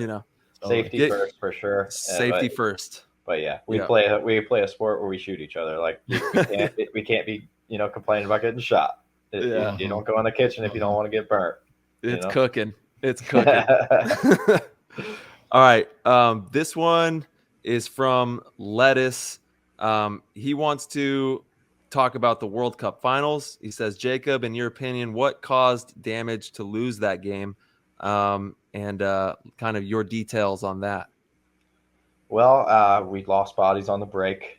Dynasty hit some shots, and they just played better paintball at that time. Mm-hmm. It was I lost gun battles, like I should have hit some shots that I did not hit, and they hit more shots than we should have let them hit. We gave them bodies on the break. I haven't watched footage yet, but I would probably say 75% of the time we were down bodies on the break. And that's hard to fight back, especially from a team who's on fire, playing on fire, and hitting shots. It's tough to fight out of a hole. I feel like that game was actually a lot closer than the score dictates. Like, a lot of those points were at the very end where you guys had to try to run into our guns, and a lot of points got racked up in the last, couple minutes. But that game was much closer than that especially being a World Cup final. We're not going to sit on our totally and just 100%. Lose. We're gonna come, and hopefully we win a couple. But it just didn't work out in our favor. Well, some people never see that pro finals World Cup field, so that is an accolade in itself. And Damage is looking great. You guys have been training really hard. You just picked up Raney, and that's a huge acquisition for the program. And we're excited to see, what progresses for Tampa Bay Damage. Kind of talk to us a little bit more. This isn't a question, but about Raney and how you feel about the new pickup. Oh man, I think Raney's a hell of a player. I mean, I played with him. I think it was 2014 or 15 when he played with us. I played with him for the beginning of the season, and that's the season that I left and played with Heat for the remainder. But playing with Raney, man, I played with him in Team USA over in Europe. His mind is very sharp towards the game. I mean, he gambles a lot, so he's mentally very strong. And that's a good way to put it. He's got good, knowledge towards the game, and his ability towards the game is very well. So I think he's going to help us a lot. He kind of fits into our role, like how we play paintball. We're kind of a defensive attack kind of role, and he's a good break shooter. He's good at doing jobs. He's good at attacking. He should fit very well. Yeah, Rainey's the man. Yeah, very excited to have Rain, man. Man. What's it like in the Damage camp right now? Are you guys losing any players? Is anybody retiring? I know you guys are kind of like us. We got some old heads on both of our teams, and that's kind of always the question in the off season. I mean, I talked to Brian at World Cup. He said he's trying to have another kid, so he might retire. Brian Smith. He hasn't officially said it. Yeah, but he was talking about it, and he's like, nah, I'm going to talk him into playing. So hopefully we have the agent, but I think he's the only one that really is talking about, closing it up. Dude, no. I love him so much. He's the best. I know. Dude, he's one of my favorite to watch. Yeah. One of my favorite to watch. Like, it's amazing to me that he's still so underrated. I mean, like the pros know, but it's crazy. It's crazy. Nuts. Watching him, especially this season, I was just like, what the fuck did I just watch this man do? Honestly, hitting shots. So that the impact point where you pulled off the 1-on-2, he was actually a very critical part of that. Like making that move back to shoot Matt Jackson out of the snake. I think he shot two people too, because I remember I was calling 24 to Brian, and I remember I saw Brian die, but I was like, oh man, he shot somebody for sure. And I just looked over and I see Mouse running through. I'm like, oh, shoot him. And then I looked out, like I head checked to my right, and I saw two bodies walking off with Mouse. So I was like, oh, sweet, 1-on-1. Yeah. Brian is. Like I said, 24. I look over, I see Brian. I'm like, we got a chance. Dude, the composure, like the way he did it. So he moved backwards from like the Dorito 3 or 4 into that little W, knowing that you guys didn't have anyone on the snake side and Matt Jackson was in the snake. And he literally just did not expose himself at all until Matt like crawled all the way down, popped up and got a little comfortable. And then Agent Smith just one ball, shoots him. And I'm like, you got to be kidding me. That was insane, dude. It was so nasty.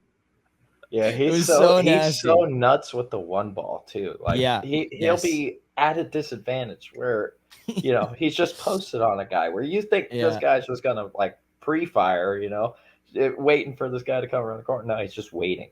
Yeah. It's like he just cocked his bolt action. You know, he's just waiting.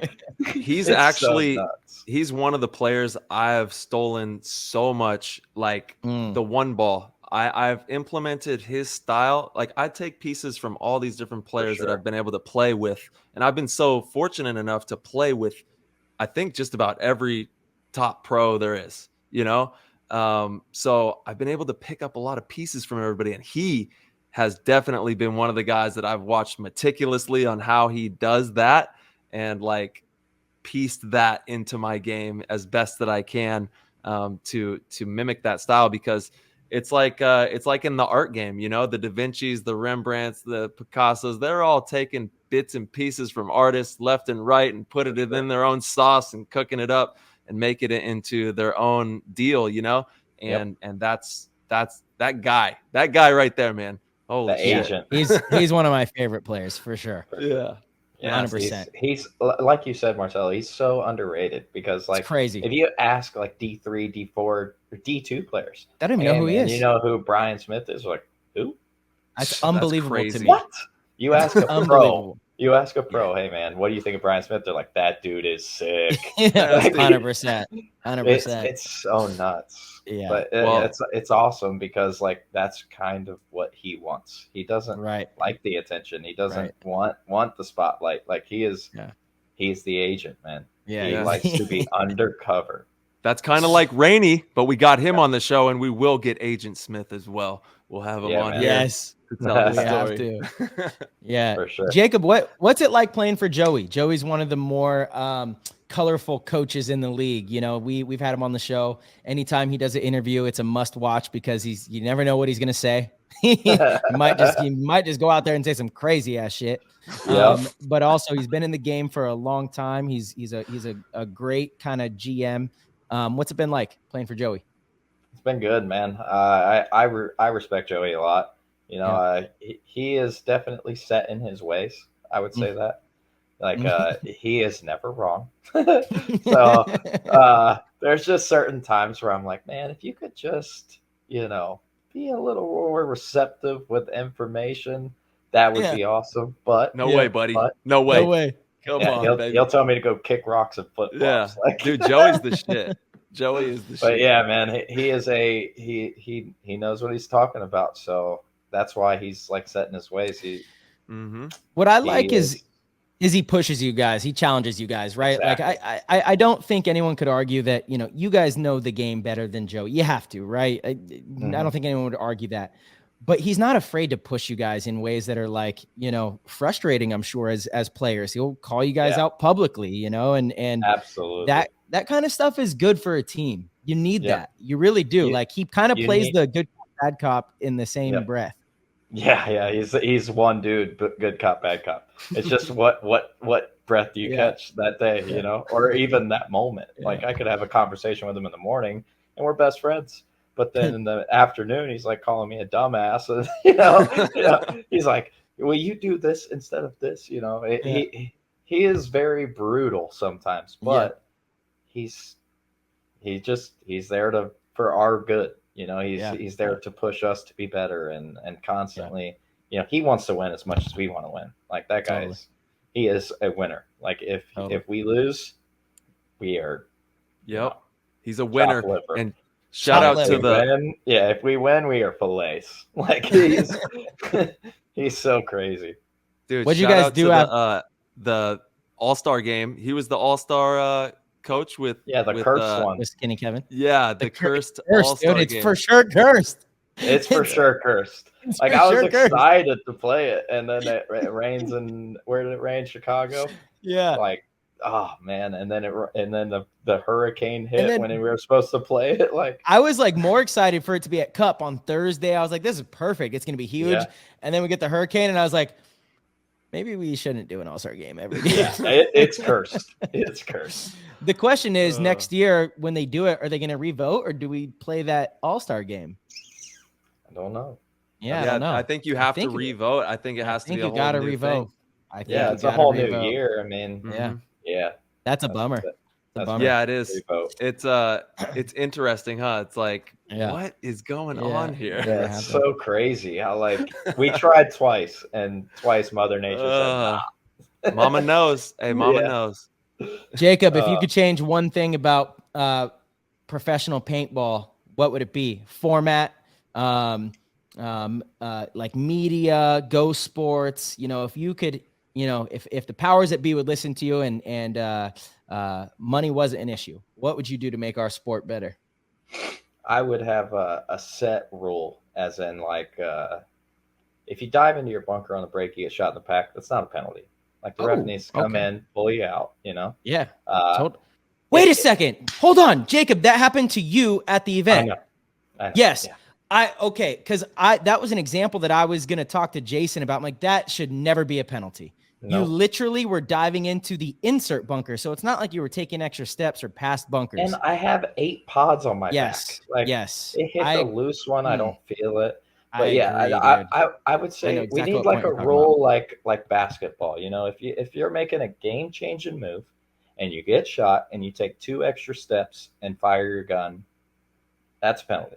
You know, you need to do something game altering to get punished. Yeah. But other than that, I think the refs just need to pull people out. Like, I agree, pull them out. Here's the thing: that the pendulum swung far in the other direction for minors, because they were like, okay, let's, instead of making it this gray area, which is what it was for a long time, like some people would get a penalty for having a pack hit and some wouldn't, right? Yep. So they were like, look, if a player is playing with a hit on them, it's a minor. If they shoot somebody, it's a major. They made it a little black and white, and I think now it swung too far that other direction, because that is way too big of a penalty for something that's not game altering. Now, I also think there should be something added, though. If it's the last minute and you get shot and you still dive into your bunker and you're slow to get out, that should be a penalty, because that's for sure. You're game altering. Yes. Yeah.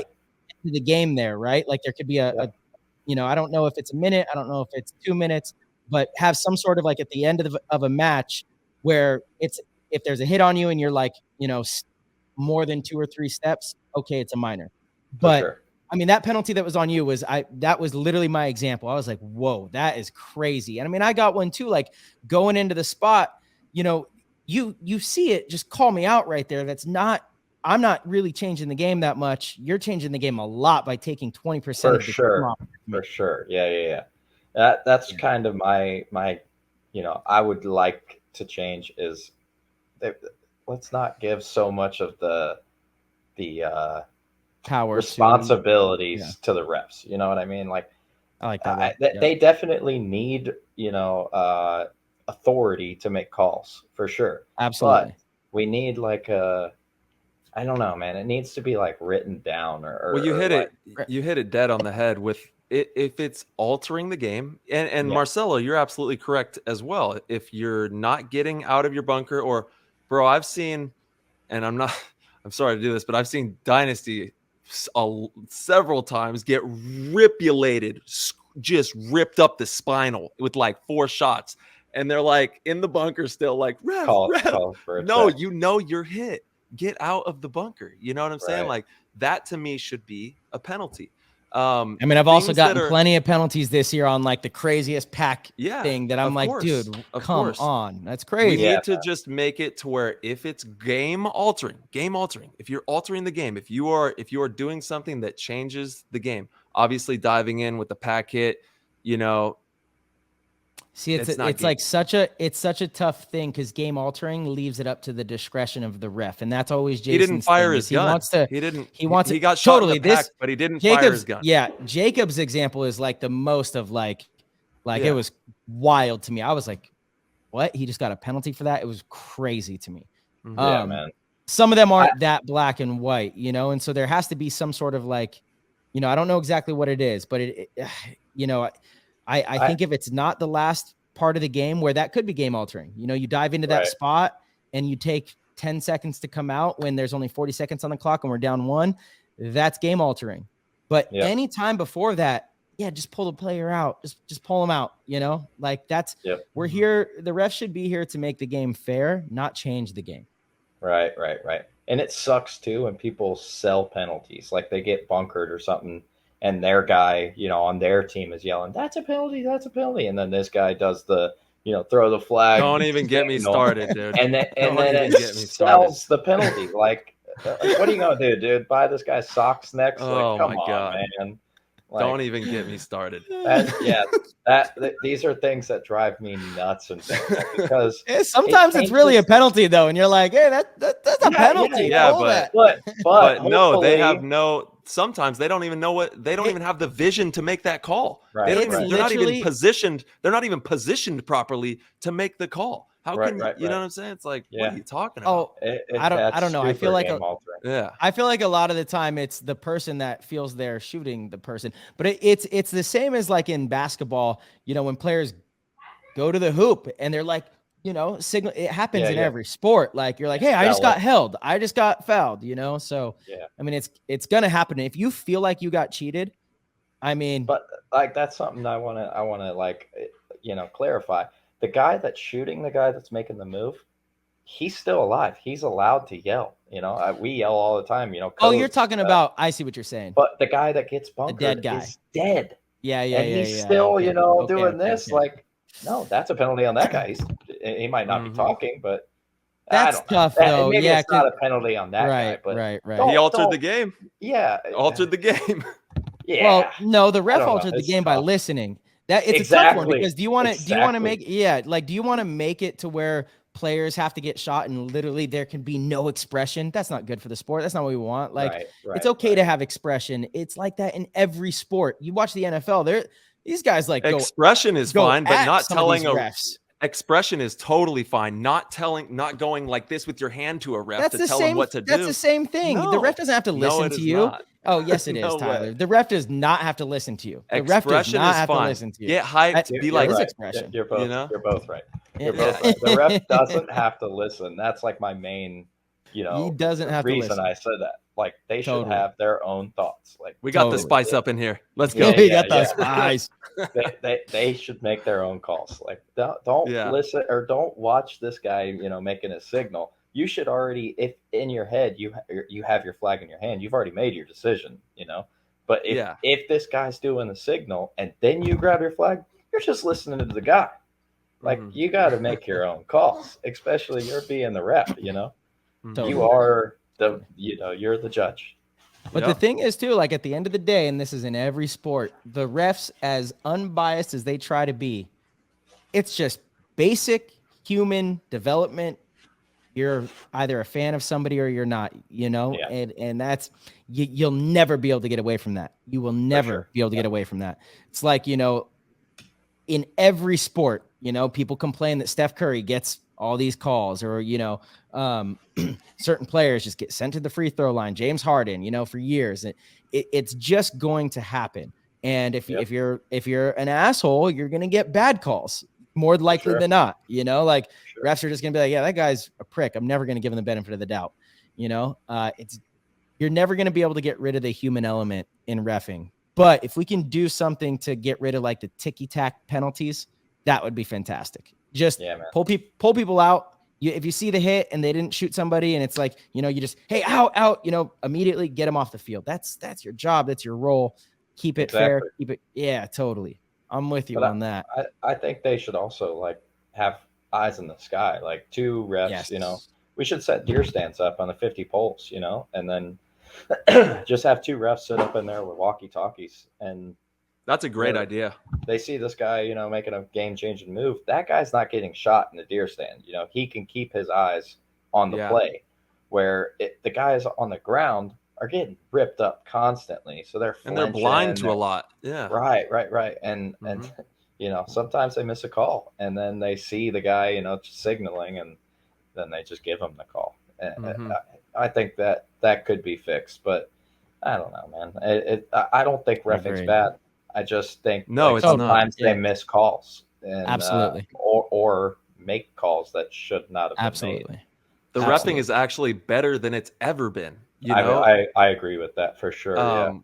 We've seen the dark ages of reffing. There was some times there was some times in the 20 years where it's been pretty wild. But Wild West out there. yeah, the reffing is better than it's ever been, and we have so much respect and admiration for the job that they do, and it's a tireless, thankless job. They work their asses off and then some, and have to deal with all of us. You know what I mean? So it's something that we'll forever be grateful for, and we're always also going to look for progression in ways that we can uphold the integrity of the game to the utmost. We have to make sure that we shoot for that. We've got to make sure the integrity of paintball is going to be moving into the future in the right direction. And I think, man, that was a tremendous idea of, we have one on the snake side, put another on the Dorito side there. And now the Dorito side never gets the love it deserves, man. Give us some stuff over there. Yeah, you guys you need a ref over there. I'm definitely going to put a ref over there sitting up above you guys. But it's, it'd be a great idea to have that up there. For sure. Don't make me play the clip, Tyler. Don't make me play the clip. Yeah, you can play whatever you want. You can play whatever you want. I'm playing the game, dude. It's okay. Let me live. I know. I love how I started something and I didn't even try to. It never ends. Bro, this is how it is. Yeah. Oh man, Jacob, brother, this has been a fantastic episode with you. I know we know you got to wake up super early. We do have Raney coming on. You got any last thoughts that you want to leave the listeners with? Anything that they could be expecting from you and Damage next year? Wins. Not really. All wins. Yeah, hopefully wins, man. We need wins. We need more wins. You guys did pick up new sponsorship, am I correct? Ooh, yeah, we dropped Bunker Kings and Virtue and picked up Sector. So there we Sector is Jason's got his hands in it. It's like social paintballs, like pro line. Nice. Do they make goggles? They do not make goggles. They make packs, those barrel sights, which are really cool, pads, gloves. Like they make like a soft apparel. Okay, because you guys also signed with GI, so you're going to use JT stuff or the GI? I believe we're using the loader. We're using the goggle. I honestly haven't got all this information yet. So okay. I'm just going on a whim here, Fair enough. Yes, sir. The goggles are dope, dude. The JT goggles are insane. Love them. Yeah, they look good. I mean, they've been around forever. So long. They're just iconic. It's like, fuck. When we got all that gear back this year, and New Age Dynasty player looking at the OGs on Dynasty and the Dynasty gear is like, damn, that's tight, dude. JT's back. That's cool. Yeah, that's cool. Wearing stuff that they wore in their heydays, still having heydays. Still having heydays. Those crazy motherfuckers, dude. I don't know how they're doing it. I don't know. I don't get it. So good. It's crazy. So old. So old. Old as dirt, dude. It's awesome, though. It's awesome to watch. It really is, man. It gives me hope because, man, like I'm 27. So if I can play till I'm 40, I got 13 more years in the game. Like exactly. Come on. A lot of opportunities to stack up wins, man. Man. It's like, this is a long, long race. They've shifted the paradigm on the spectrum of which we look at the age range for paintball, essentially. For real. 100%. Like this game has been just blown completely open off of this new development, and we're gonna see how far they can push it. I'm sure that they're gonna go maybe to 50. I don't know. It could get crazy. I mean, go until you just can't go no more. That's what I would do, especially if I'm still winning. Yeah, I would keep going.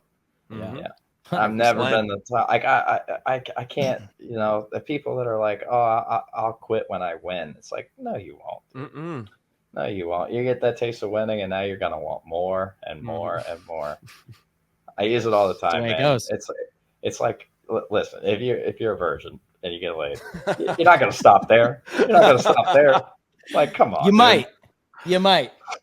Yeah. Maybe. Actually, yeah. Okay. But you're talking about the same, like one woman, Anomaly. Yeah. You're still doing it with her. You're still doing it. You're right. That's true. Very true.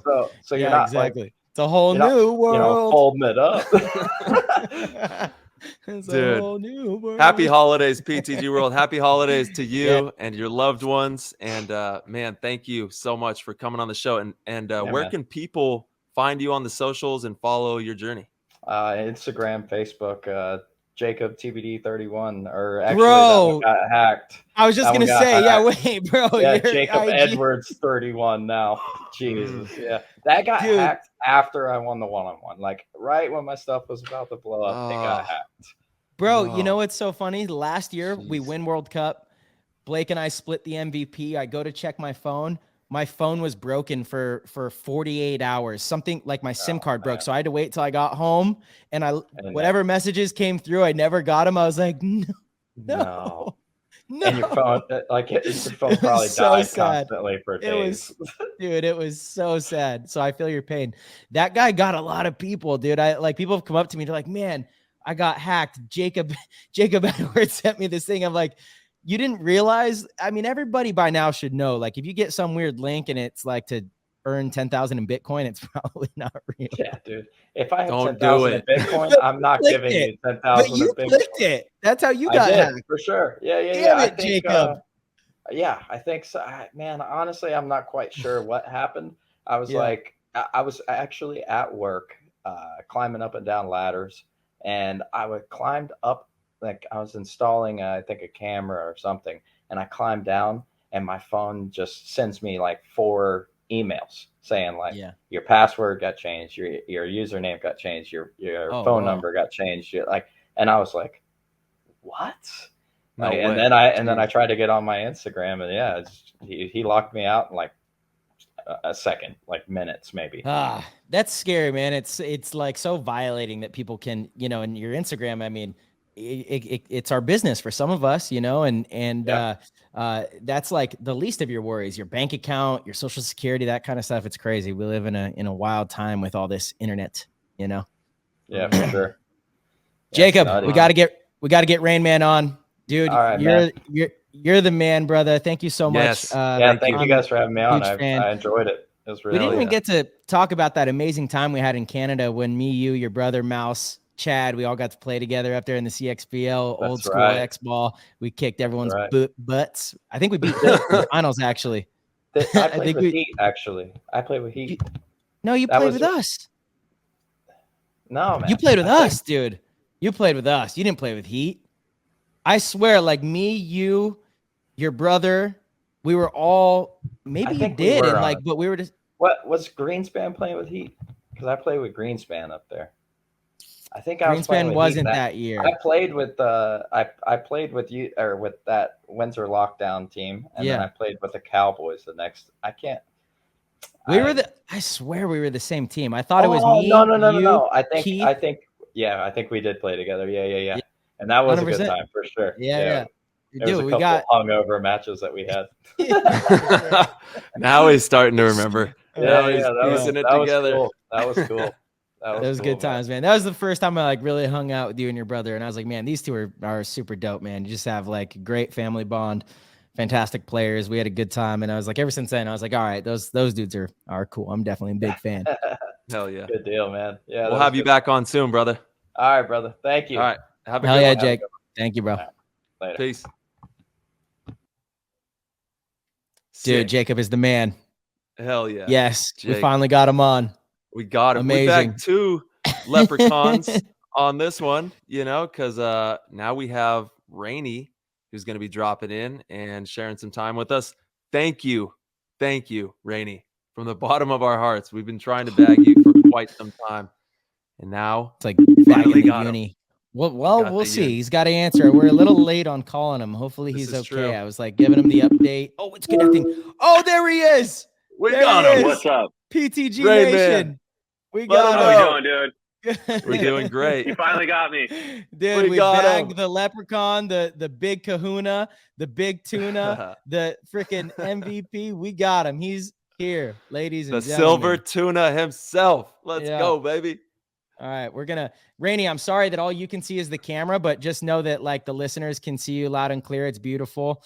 You can't see us, but you don't need to see us anyway. Dude, how are you doing, Rain? Good, man. I was actually watching your Nemesis show right now. Just killing time. Oh, what are they up to? I don't know. I was like halfway. I have it like I put it on like 2 times speed on YouTube just because it's just like it's a long show. So I'm just listen to it for just juicy rumors, but that's it. We're just talking. No juicy rumors. Anything? Anything? I noteworthy? didn't hear anything from them, but I mean, I got some things I've heard of that I can't talk about. But yeah, dude, I don't know. We talked about a lot of juice this show. We've been ripping. So what do you got? Yeah. I don't know, man. I can't. I don't know. I didn't hear anything. I don't have too much. I've honestly like once I made the move on my team, I kind of turned the phone off because it's just like the DMs like it's like has a max number, and I'm like, I can't answer all these. What's going on? No, I love straight that up. You just committed to the like. Look, I'm not a bad guy. If you see me in person, I'll be super nice to you. But otherwise, I'm like not gonna sit here and answer every DM. It's draining. It really is. It's draining to stay on social media all day long. It is, and sometimes it feels good to just let those messages pile up and maybe never get to them. No, I get to them eventually. Just like I'll just do them all once at night. Like I learned last year. I was waking up sometimes to like reading some shitty comments on Instagram about me, and I'm like, dude, I don't want this in my mind in the first 2 hours of being awake. So I actually deleted Instagram for maybe like a week, and then I realized like the best thing to do is just get on it like after I've done everything in the day and be like, all right, 6 o'clock, cool, let's answer all this. Totally. Mm-hmm. Well, the crazy thing is it's only going to get worse because paintball is not moving in the other direction. You know what I'm saying? That's so true. It could get pretty wild. Sure. And I was telling Maddie today, I was like, dude, you know paintball is doing well when you're on 2 shows and then you've already done a show and then somebody else is still hitting you up to do shows. So it's like the paintball world is booming, and that's great to see. 100%. It is, man. I can't believe we're like the last choice of yours, Raney. Took so long to get you on the show. Last choice. Well, technically you were the second choice. The one I did was Isaac real quick. He was just like, hey, we do it right now. And I was like at the airport. So it was only 7 minutes. And then I had you next. And then Maddie, I was supposed to be in jury duty. And then Maddie was like, I was like, hey, let's do Wednesday. And then he's like, what about tomorrow? I think you guys were messaging each other, like competing. That's funny. I had no idea. Hey, shout out to Paintball Nerd though. I actually love what Isaac is doing because it's like really short form, super palatable. I love that little channel. I've watched every single one of their episodes, which is cool. Mm-hmm. Yeah, go follow them on YouTube. Paintball Nerd. Sitting Duck alumni, and I'm also a Sitting Duck alumni. Barely. Damn, dude, that goes way back. I remember the Sitting Ducks. Duck. Bro, the Sitting Ducks. When they played in the Best in the West, I remember them playing Best in the West, a little local league. They were so dope looking. So dope. I remember like they came in and everyone was like, oh, that's like a big team. I didn't even know who I was 12 years old, 11 years old, something like that. You weren't on that team though, were you, Raney? It was no. So like Rusty and Gator were on that team, and Rusty went to my high school and so did Gator. No shit. And so, I didn't know. And then the original Mouse, like the OG, Mike, I can't remember his name. He went to Carlsbad. So like we all knew who like these paintball players were. We're like, oh, there he is. There's that dude. I don't think Rusty went when I went there. But then like I got on the Sitting Ducks and played like basically when everybody was gone. I didn't really play any tournaments, maybe like a local tournament, but I didn't play anything major with them. Just like tail end of them while they're dying. Well, top tier name for a team, hands down. Yeah. Yeah, the Sitting Ducks, they were dope. Dang it. I didn't realize I've got this my texts are just popping up here in the corner and not so everyone can see them.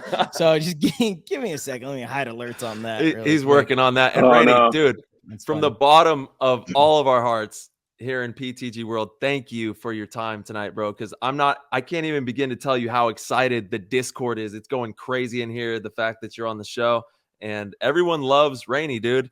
You're absolutely elusive, and it plays into your character, and you're an amazing paintball player. Why is it that you're so elusive when so many people love you?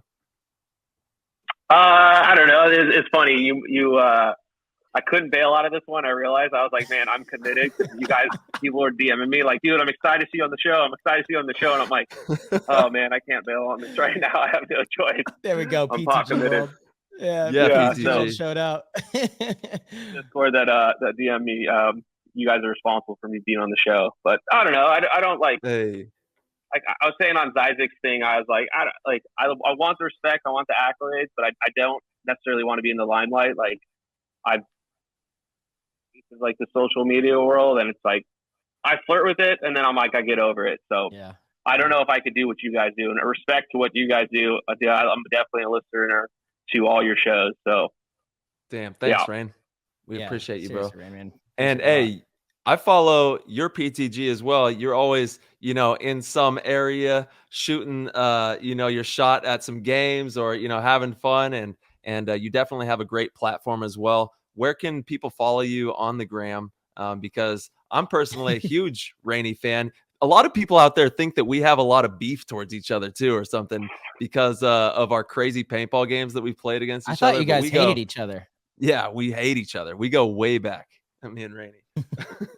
I know it's funny when people come up to me. Someone's like, I haven't heard the one about you and me hating each other as much, but I've heard the one about Mouse. Like, oh man, and I was like, dude, I just got off the phone with Mouse. Please don't badmouth Mouse in my face or any of these dudes. Like, it's on the field, strictly on the field, and that's where like I've learned it's just for it to be healthy, just to leave it there. And we've known each other for too long for anybody to have any bad blood, Straight up, dude. 100%. And like you said, it's all on the field. The second we all get off the field, it's like, like best friends, legitimately. All of us in the pro circuit, we've been rummaging about the country and the world for so long, doing these events. And, a lot of the time we're mobbing together somewhere or, guesting on something or having an appearance here and you're in the same area. So we're all a really tight-knit community. There definitely are some wild relationships in the industry. But for the most part, I think it's pretty cordial.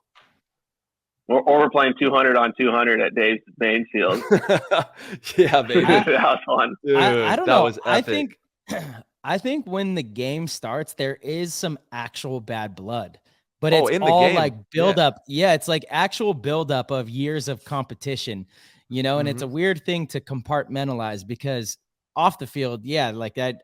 Really don't have many enemies, I don't think, but on the field there are definitely people that I just like I really don't like, and I know you guys both feel the same way. It's like such a weird thing, the competitor part of us, and maybe it's something that you have to tap into. I don't know, but it's certainly how I feel. No, you definitely tap into your like different persona, and if I ask you, Marcelo, who the best paintball player are, you're gonna say yourself, and if I ask Tyler, he's gonna say himself, and if you ask me, I'm gonna say myself. So we go out there, we're playing like I'm we're better all right, than this dude. We're all right. Yeah, but like, so you let that play effect. So if you're beating me, then it's like, what do I got to do to beat this dude that thinks he's better than me? It just, so totally. You just tap into that different version of yourself. 100%. Yeah. Rain Man, you just made the move to Damage. This is huge news. Obviously, you've talked about it a few places, so we don't need to be redundant with anything. But for the PTG listeners, what was the reason for the move to Damage? I think that kind of shocked a lot of people. It's a great move. It definitely strengthens the hell out of Damage. But yeah, let's talk a little bit about your thought process of making the move. Yeah, so after Cup, Joey actually messaged me the day after Cup flying back, and I was just like, I said I had no intentions of leaving, and honestly, I'm one of those people, everyone, I heard them saying on the Stick and Fan show, they're giving these guys a hard time for being a free agent. Which I kind of I get people should jump from team to team, but I respect the fact that these dudes are out there not bailing on their team mid-season, which everyone does. And I've done that before where I've quit a team and not had a team to go to. So for me, it's I like that time off to figure out what I'm doing and think about what my move is and make sure this is where I want to be. And Alex Martinez said, hey, if you're on the roster by December 15th, I'm considering you on the team. So anything after that is kind of a slap in the face, or it's just you're doing the team dirty. I think that's good timing. I like that. I think it'd be really cool if the league would kind of mandate a deadline, they have that in other sports. I agree and don't agree. So a lot of the good offers, I've gotten good offers 3 weeks before the first event, and it's you take that, and it's it's upon your character to decide whether you want to be the real bad guy and be peace, or maybe not do things so bad. So it's hard for the league to be hey, only wait till the 15th or the 20th, because then the teams, I don't know, it takes any leverage away from the players. So until the sport's bigger, I don't know if that's the move. Yeah, dude, I agree that I'm always a fan of players being able to get paid, but I think the only thing that it would actually do, because then I think that offer would still probably come, right? It's just now teams would know, like, okay, this is the latest we can make the offer. And sometimes teams wait 'cause they want to see, how the dust settles, and then that actually gives them leverage and how much they're going to pay somebody. If all the other teams have like made moves and they know that there's not much of a, salary left. So if you just move, set a date, I think you would kind of still get the same thing. Maybe not though. And I do agree with you right now, like where the sport is now, I'm definitely player first in that sense, because a lot of the pros don't even make money. Some of the pros pay to be there. So if you get an opportunity to, have a little bit of income, you should be able to take it. I do agree with that, but, I don't know. I think some sort of date is appropriate. You're right. It would probably speed up the process quicker rather than being like, well, we got a month or we got 2 months or, Right. like I don't have to worry about making the move. You're probably right. It would speed up the process. But then like you think of like the whole Latin Saint thing last year, like Totally. all those moves didn't happen till Right. Pretty late. it didn't seem like it didn't happen for like a month or two. And then that caused down a trickle effect for this dude to leave and then that guy to leave. And then this offer comes in and like, True. I think my offer came in strictly because of Latin Saints moves, So it's like, so yeah, it's hard to tell at this point. So I wouldn't want the league to just like create this timeline just to, make things harder. But yeah, no, I hear that. Maybe it is a team thing, kind of an internal thing, the way Alex does it. It's kind of, classy. And if you respect him, you'll respect those guys. For me, it was like I wanted to respect Alex. Alex Martinez has been like such a good dude to me, and like that was probably the hardest call to make made in paintball was to call. I called him first because it wasn't like this was something that I was talking about like for a while. Like it was just 2 weeks after the fact. I kind of thought about the season. I went to Vegas after Cup. I went to Dave's event. I was doing a bunch of things, and I didn't really have time to think about the season. And then I was talking with some people about the season, and it was just like I could just tell. I was like, I wanted to do something different. It was like I had 2-3 nights where I thought about it, and I kept waking up having paintball nightmares, and I was like, I don't know, do I want to be? Do I want to do this? And I was like, let me think about it. And then Keith Brown called me up, like great timing, and I talked to him, and I talk to Keith Brown all the time, like we're good friends, and he's like, hey, well, CJ and Joey, we talked to them, see if we can work something out. So they called me the next day. We worked something out by like 9 a.m. And then it was like, boom. So it was like less than 24 hours that it all went down, and basically just told them, hey, give me like a little bit. Let me talk to everyone. And so, I called up Ryan, or I called up Alex first, talked to him. That was a really tough phone call. Talked to Ryan, talked to Meter, talked to Billy, and then put it in the group chat. Yeah. Were there any particular like hurdles going on within the X Factor camp that led to your decision making, or anything at all going on that you're like, I might want to, take my skills somewhere else? Yeah, there wasn't like a specific thing, but it was a rough year. I mean, it was a rough year. It was a roller coaster year. We had 12 guys, then we had 5 guys, then we had, we kind of balanced out our roster towards the end, and the way things ended, I wasn't happy about necessarily. That played a little bit of a factor into it, and I wanted to do something new. I wanted to try my luck somewhere else and shake things up in my life, and hell yeah, it just made sense, right? And that time span, like it just like. I've been in this spot before where with Impact, when I left Impact, I knew our time had come, right? And I think they knew and I knew. And then I was like, I almost quit the day after Cup, like literally almost made the post. And then like, I was like, I don't know, should I do it? And I had the post ready, I had the picture ready, and then I didn't do it. And then like a week went by and 2 weeks went by, and then they're like, they released me. And I was like, this made sense. So like I had those same types of feelings in those first 2 days, and I was like, well, I could, drag it on and make phone calls and say how I'm frustrated or do this and that, or I could just rip the Band-Aid off and make a move. And Damage had reached out to me the season before. Jason Edwards had mentioned something to me after Cup in like 2020, and so I felt like too I had some unfinished business there. I left them after only playing 1 season with them to go to Impact and had a good run with Impact, but going with Impact was like I had to go to Europe. Like that was dead set. Like sorry, Damage, you're not playing Europe. I got to go to Europe. So now it just makes sense to kind of go back to them. Yeah, that's a big thing with with making those decisions, actually, Raney, that was always the allure of Impact and Heat, is they had their full teams over in Europe, which was a really cool thing. Like, what an experience. And they traveled so well over there. And it also makes your team so much better. I actually think that is recently been something that has hurt Impact and Heat, is not having those extra events together, because it's so important to have. It's essentially 4 extra of like the best practice that you can ever get. You know, you're playing in a tournament, and if you win those, it's a major boost. You have confidence in each other, and the travel, the camaraderie, like it's definitely a huge deciding factor.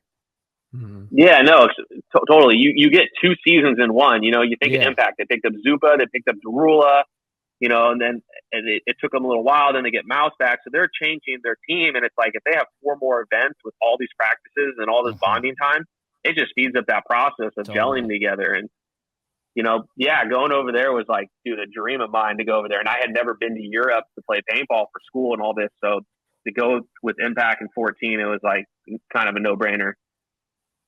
Did you guys win the series that year over in Europe? Yeah. So we won the first event, we won the second event, won the third event, and the fourth event we lost to Breakout.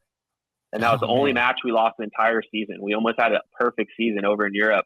And then we also won the U.S. series that year. We made the finals 3 times, only won 1 event though. Wait, are you sure it was Breakout? I thought this was the first event Breakout has won in Europe was recently. I thought they got a ton of second places. No, we didn't. We didn't even play them in the finals. It was like we made it to Sunday and lost the first round to Breakout.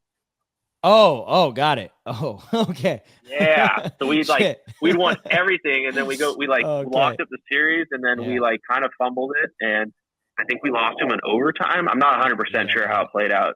Yeah. That happens. Yeah. European paintball is so much fun, and man, it's rough, you know, in the current state, not being able to really to venture out the way that we used to. It was legitimately some of the greatest times ever in our timelines, you know, playing over there.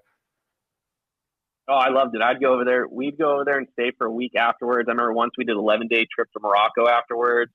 Man, it was a dream to go over there. I remember another time I flew straight from there to Vegas to play the main. Like, just going over to Europe and like coming back was like, I don't know. Yeah. You tell someone, I'm going over to Europe to play paintball. Totally. It's ridiculous. It's ridiculous. Yeah. What was like the greatest one you had, the greatest adventure, greatest European adventure? Man, like, I have to say that Morocco one was pretty ridiculous. I would never go again, but it was like this long trip that like we didn't plan out. We're like, Josh Wimette planned it out, right? He planned out this 11-day trip, sent us itineraries. It's me, JC, Laval, Zane, and J-Rab. We had 6. And then J-Rab didn't pack right. What was going on? And like, none of us did. Like, we just assumed it was 6 days, and then Omelet changed it to 11. And so then we're like, he pulled out, and now we're down to 5. Zane breaks his wrist on Sunday night after the event, falling off that wall outside that bar. You know the bar we'd go out to, Marcelo? Where at? In France? The first one. It's like the Huntington Beach type France that we'd all go to that bar outside. So it was in Saint-Tropez. Yes. Is it that one? Yeah, I know exactly what you're talking about. Yes. Yeah. Yeah. He fell off the wall, broke his wrist. His wrist literally was like, whoop, crooked. He's like, can I fix it? We're like, dude, no. The first time, real quick, Raney, the first time that I ever like really hung out with Fedorov was out front of that bar, and he was smoking cigarettes and doing backflips off of one of the ledges into the sand. I was like, what the fuck? This guy's crazy. Yeah. I know exactly what you're talking about. Yeah. Okay.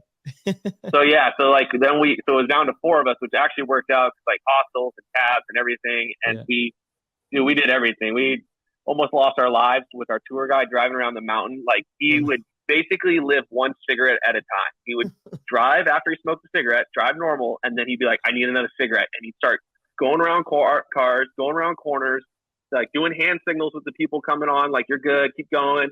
And he, like, one point, just risked it all. So every time that we were driving with him, like, hey, man, I think we need to pull over and have a cigarette. Like, I think you need a cigarette, dude. Yeah. Oh, let man. him know. Oh, no. Damn. That was fun. Like, I spent the night by myself at the end in Madrid, but I had Montezuma's revenge from the water, and somehow water got in me. And but that was a 20-day trip. That was a memorable one. That's for sure. Those are some of the best times in paintball, man, is those experiences of being able to travel overseas with your friends and actually even not with your friends. So many times I would be the only American player guesting on either a Russian team, Polish team, Ukrainian team, German team, you know, so many different teams from different regions, different areas of the world. And like that experience to me is irreplaceable in my life and what it's done for me, you know, as a human and what it's opened my mind to. And it's like the one thing that I hope every young paintball player can end up doing is, and, you know, even if you have to pay your way to go play in some of these leagues and guess with some of these teams, do it, get out there, you know, and get the experience. It also, you become a better player because players around the world play just so like random and different sometimes that you're not ready for it, and it adds stuff to the bank of like what's possible on the field, if that makes sense. No, 100%. I remember playing in Slava for the first time, and I was like, "Oh man, who is this old dude? I'm gonna punk him." And then like all day, he worked me all day, and I was like, "Okay, Slava, good gunfighter, Yes. good gunfight." I was like, so I went and gunfight him. I'm like, he's over here, shoot him, somebody protect me. Slava's nasty, dude. He's actually playing better now than like ever too. He had a great year in Europe this last season. I think about it actually. So I went to Europe, and it felt like it was one of those things where I was just going to keep going with Impact. Like we just kept going and going, and then in 18, I was off Impact, and I went to X Factor, and like I wasn't going to Europe. And I was like kind of sad. I was missing out. And then I went 19 with the Golden State Kings. Yes. And so the Prague event King was time, so man. much fun that last night, even though we didn't win. And then Amsterdam, I stayed for a week afterwards. And I literally changed my trip that Monday morning. And so I think Amsterdam may be one of my favorite tournaments because it was just like raining in the mud. We're arguing. Yeah. It's just like, it's like battling all the elements. And then we win. And it was just like, oh man, it's still to this day, like I think one of my favorite tournaments. It's 100% in my top 5, maybe top 3. I agree. Like that was a special event. It was freezing. The conditions stunk. We had such a cool group of people, me, you, Archie, Ryan, Kyle, Johnny Greer, Blake. That was Spica. Did I say, I thought, yeah, it was like 7 or 8 of us. Oh, Kyle. Yeah. I know. Yeah. Spica, Kyle. Yeah, didn't register. But dude, what a, you know, and shout out to that team. King time was so much fun. And Prague like was a bummer because I really feel like we could have won Prague. That was a bummer. We had some injuries. Ryan wasn't able to make it, but we had so much fun. Prague is one of the most memorable trips that I've ever had. That Sunday night was so much fun. Went to the casino. Yeah. We had all sorts of fun. That was a great night. Yeah. And then to get that win in Amsterdam, man, that was special. Shout out to Charlie for putting that together and you know, allowing us the opportunity to play together over there was really, really special. Got to bring the trophy home to my dad in the hospital, which was amazing. It was funny because when I left for the event, he literally said, just beat the Russians. Like, you know, my dad was a big paintball fan. He knew the Russians were the shit at the time. It's like, just beat the Russians. Sure enough, we beat them in the finals. I brought that trophy home to him in the hospital, you know, and that was honestly there. I have a photo of that, and it's one of the most special photos to me of all time. And thank you to you guys, the whole team, for allowing that opportunity as well, you know. I feel like the paintball gods blessed us. Like they knew that was the last event, that it was all the Americans were going to come over. Because after that, they're like, you guys are out of here. Yeah. So it's like, it's only right a bunch of Americans went over there and won it. 100%. What's even greater is they did that. And then I went over there with the Raiders, the first event they had back open. And then we won in Germany. It was pretty great. Yeah, so yeah, it's like, oh, we kicked them out. No, they're still here. Yeah, we'll take the semi-pro Americans and still do pretty well. We stunk in Paris though, so nothing really to brag about. I thought you guys were gonna like. I was wondering what was going to happen if they played the. I thought they were like leading the series most of the year. Yeah, dude, we were. We really just had to not suck at the final event, and we didn't make Sunday. We played really bad. Damn. Yeah, one of those heartbreaking. Things. Heartbreaking for sure. But yeah, it would have been weird. I mean, you know, it was tough too. Bobby was on the team. He was obviously a big piece of that. Rest in peace, Bobcat. Still gets me. Still difficult. Jeez. It's like really unbelievable. You know, he was one of the close ones to all of us here. Unreal. But yeah, sometimes it's how it shakes up, man. It's like you guys, you said you won 3 events and then the last one don't make it out of the quarterfinals. It's weird sometimes how that goes, you know? I thought we were like a lock to win the series, and then you just choke in the final event. Yeah, funny how that the game is like, once you think you have it figured out, it like turns on you. Like, Yeah. oh, we got this. Like, nope, sorry. No way. It's a cold deal. Hey, Raney, where are you tuning in from? Where are you reporting from? San Diego, California, Carlsbad right now. There we go. Yeah, and Nice. you've shaken up the paintball world, dude. Everybody is excited to see you take the field with Tampa Bay. What are you looking forward to the most with playing alongside Tampa? Obviously, you've played with the organization before, returning, and you said you have some goals that you want to accomplish. Kind of dive into the lineage that you have with Tampa and how it's all come full circle here. You know, like the first time I got on the team, I was like banged up. I had a bad knee. I remember going to like the first practice and like not playing well. You know, I wasn't able to play a lot during the off season. And I remember Brian Smith looked over at me at one point and goes, "This is the guy we picked up." And I was like, "Oh, that hurts. That hurts." But it was like, I played with them the year before in 7-man and did so well. So they had such high expectations. So this year I'm excited that I get to, you know, be healthy coming into the team, get to play the next 3 months, you know. This kind of re-rejuvenated me to like practice a bunch, you know, like new goals, new objectives to try to help this team win and be at the top and, you know, dethrone Marcelo's team here. And, you know, I mean, obviously that's Tyler's goal. That's all our goals right now. You guys are on the top. You got the targets on you. But, you know, I'm excited to play with Keith Brown again.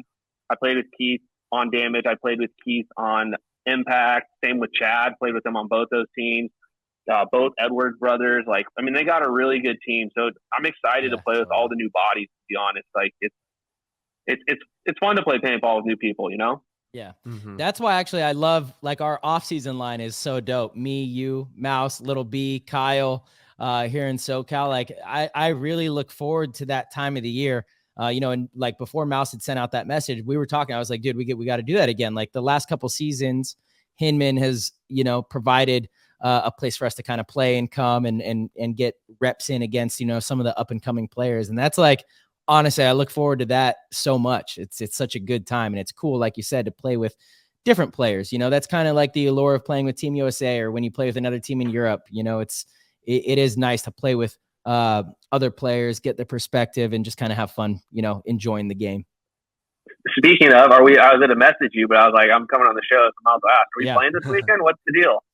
So I'm out of town. I'm going to be in Vegas this weekend. I was actually going to see if you wanted to come to Vegas and gamble. I'm going to be oh man, rocking and rolling out there. We could play a little bit too. I was just there for 5 days right after Cup. I literally flew there Monday straight to Vegas, and then I flew straight from Vegas to Dave's event Saturday morning. Luckily, Thursday night I went out late, so Friday night I was in bed by like 6 p.m. and then woke up on a 5 a.m. flight to go to Dave's. But dude, we had fun out there. I'm like, okay. Oh yeah. So I have some gear coming in this week, so I definitely think I'm going to go to the field this weekend and give it a test run. Next weekend I'm down. So let's see. This weekend, let me pull up my calendar really quick. This weekend, shout out to Capital Edge Paintball Park as well for the amazing event that they put on, the 15-year anniversary they just had out there, and the proceeds from the raffle went to the local children's hospital as well, which was really cool. Giving back. It was a great time. Me and Raney were playing, like, I don't know, there was a couple hundred of them out there that we were playing against for sure. So Dave said they had 512 people pay that and register that day. Dude, some of those games when I watched it then, I was like, there's no way. I was like, they let you reincarnate, right? So I would run up as far as I could, get blasted, see where everyone's at, run back, try to get everyone to charge with me. Like, my guys wouldn't do it, run up, get blasted. And then on the third round, they'd be like, all right, let's go. You know? Oh, man, that was so much fun. So much fun. Hell yeah. Well, Raney, next weekend is the weekend. Let's do it. So it's the weekend before Christmas. Yeah. So not this weekend, but next weekend. Let's get it going. Sunday? I would prefer Saturday. Okay. I'm down with Saturdays because then Sundays off for gambling and football, but I know all the guys always keep saying Sundays. It's because Mouse is the only one because he works Saturday. So if we do Sunday, maybe we do like a morning session. Yeah, I'm down. I'm down there to get early. Yeah. We'll cater to Mouse. I'm Yeah. okay with that. Yeah. Okay. Well, yeah, we'll talk about it. We'll put it in the chat. We'll get something going. If we go to Victory, we could play Oliver's new one-on-one format. I think they'll have the field setup. It's really fucking fun, dude. It's brutal. It's fun. I think I saw some footage of Stick running down and getting in a nice shootout with somebody. Nice shootout. Yeah. 100%. It is insane. Rain Man, we have some great Discord questions for you. Obviously, everybody's really excited, so we're gonna hop in and ask a few of these questions. We're gonna start out with Papa Sash. Papa Sash, thank you so much for being part of the Discord. You're the man. How do the scratchers in Florida compare to the scratchers in Texas? Dude, okay, so that is where the demon was born. Okay, so they have $50 scratchers in Florida, and they had them before they had the $30 in California. And that broke me. I remember one time I missed a flight coming back. Or no, they had 30s. I can't remember. Maybe they had 50s. They had 50s in Texas. Okay, so they have 25s and 30s in Florida. But I remember I came back one time from one of the trips to Tampa, and I lost a bunch of money at $50 in Texas because Joey and Skinny Kevin and I had this rule where every day we played paintball, I had to put $20 towards scratchers. So we flew in, played Saturday, Sunday. That was 60-60. Next weekend, 60-60. By the end of the year, we had a stack of losers, like thousands and thousands of dollars of just lost money on scratchers. After that 2013 season, like I had to be like, dude, you have an issue. You have a real issue here. Yeah. So, but we may start that tradition up. There may be another $20, $25 day problem again. Nice. There we go. That. Not with Skinny though. Not with Skinny. Yeah. Hope not. All right, we got Jay Lamb. Thank you once again to the Discord. Rainey, who would you say was your biggest contributor to your success in your career thus far? Also, who has had the biggest influence in your life outside of paintball? It's got to be my parents. My parents have been my supporters from day one. They don't come to a lot of the events. Actually, they haven't come to an event in like 16 years just because they don't want to deal with all the dirty stuff. But they came to World Cup. You know, my dad's getting older. So I was like, dude, you got to come to Cup. So they're definitely my biggest supporters. Michael Hinman, he helped me out a lot in my paintball career. You know, like I remember him at a young age, and like when paintball was like really starting to like cost a lot of money. And if I wouldn't have met Hinman, I don't know if I would have, you know, maybe I would have stuck with it. Probably not. Like, honestly, probably one of those things where I just go play a little bit. Maybe I play on the tournament team. But, like, for me to go play 3 days a week, I don't think that would have been possible without him. And totally. Same. Yeah, Hinge is the man. Icon. Straight up, dude. Damn, we got the alumni here. We got the Aftermath alumni here. That's, we do. Yeah. Yep. Rainey, what's your thoughts on Aftermath right now? How do you feel about the organization? I mean, it's a fair question for all three of us. Yeah, well, like, so they have a bunch of young talents. So they have that Ethan kid. They got another kid that's really young, and like they're gonna have some tryouts. Yeah, but the only issue is like, yeah, those guys are good, but it's like, you know, Joe Barrett's become a good paintball player, and him as a 2, like that helps. And it's like, you don't have an experienced 2, you know, gun dominating, holding a guy, communicating to you where they're at. Like, how well is that 1 now?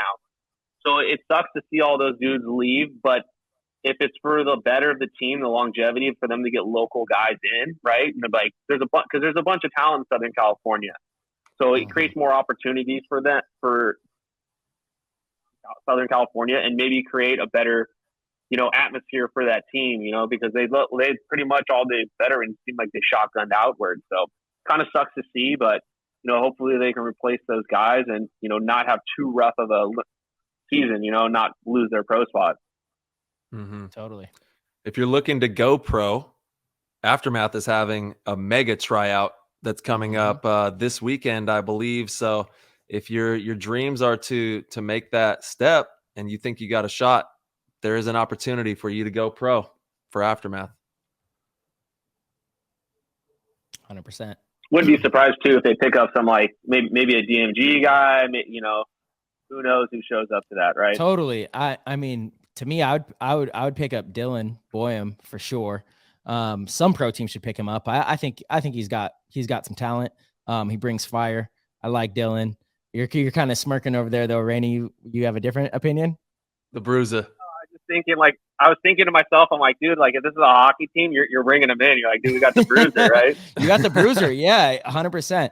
I just, we practice against them a lot, and I don't think he's like just a bruiser. I think he's a damn good paintball player. I really do. He's had a lot of like great weekends against us at practice, and that was kind of DMG's story, is they would practice us so well, but it just really wasn't translating at the events. But I mean, I definitely think, he is worthy of a pickup on some of these pro teams. Aftermath would be cool. I would love to see him on Aftermath. I feel like he has the mentality to fit in with them. Totally. Agreed. Yeah, 100%. Okay. Ty, was that my question or yours? You're up. Am I up? All right. Yep. We got Welshie.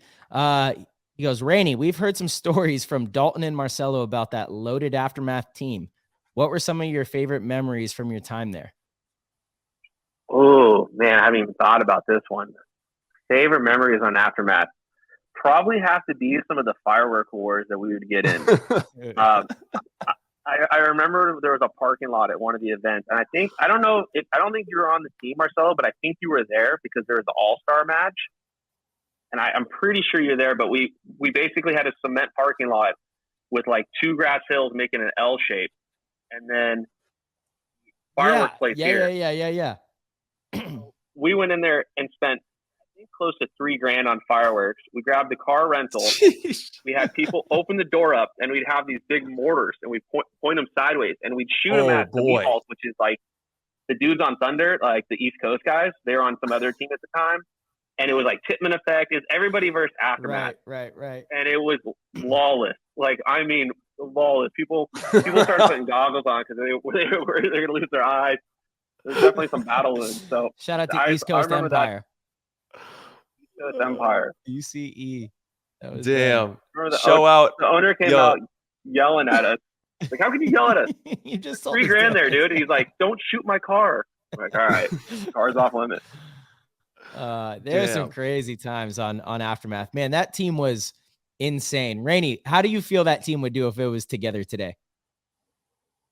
And, like the alumni. Yeah, I mean, look at all the alumni and take them off all these pro teams, like all the top pro teams. I mean, Impact, Dynasty, Damage now. Heat. Who else is on? Tyler. Tyler. Okay, so we have right there, top four losing a lot of their best players.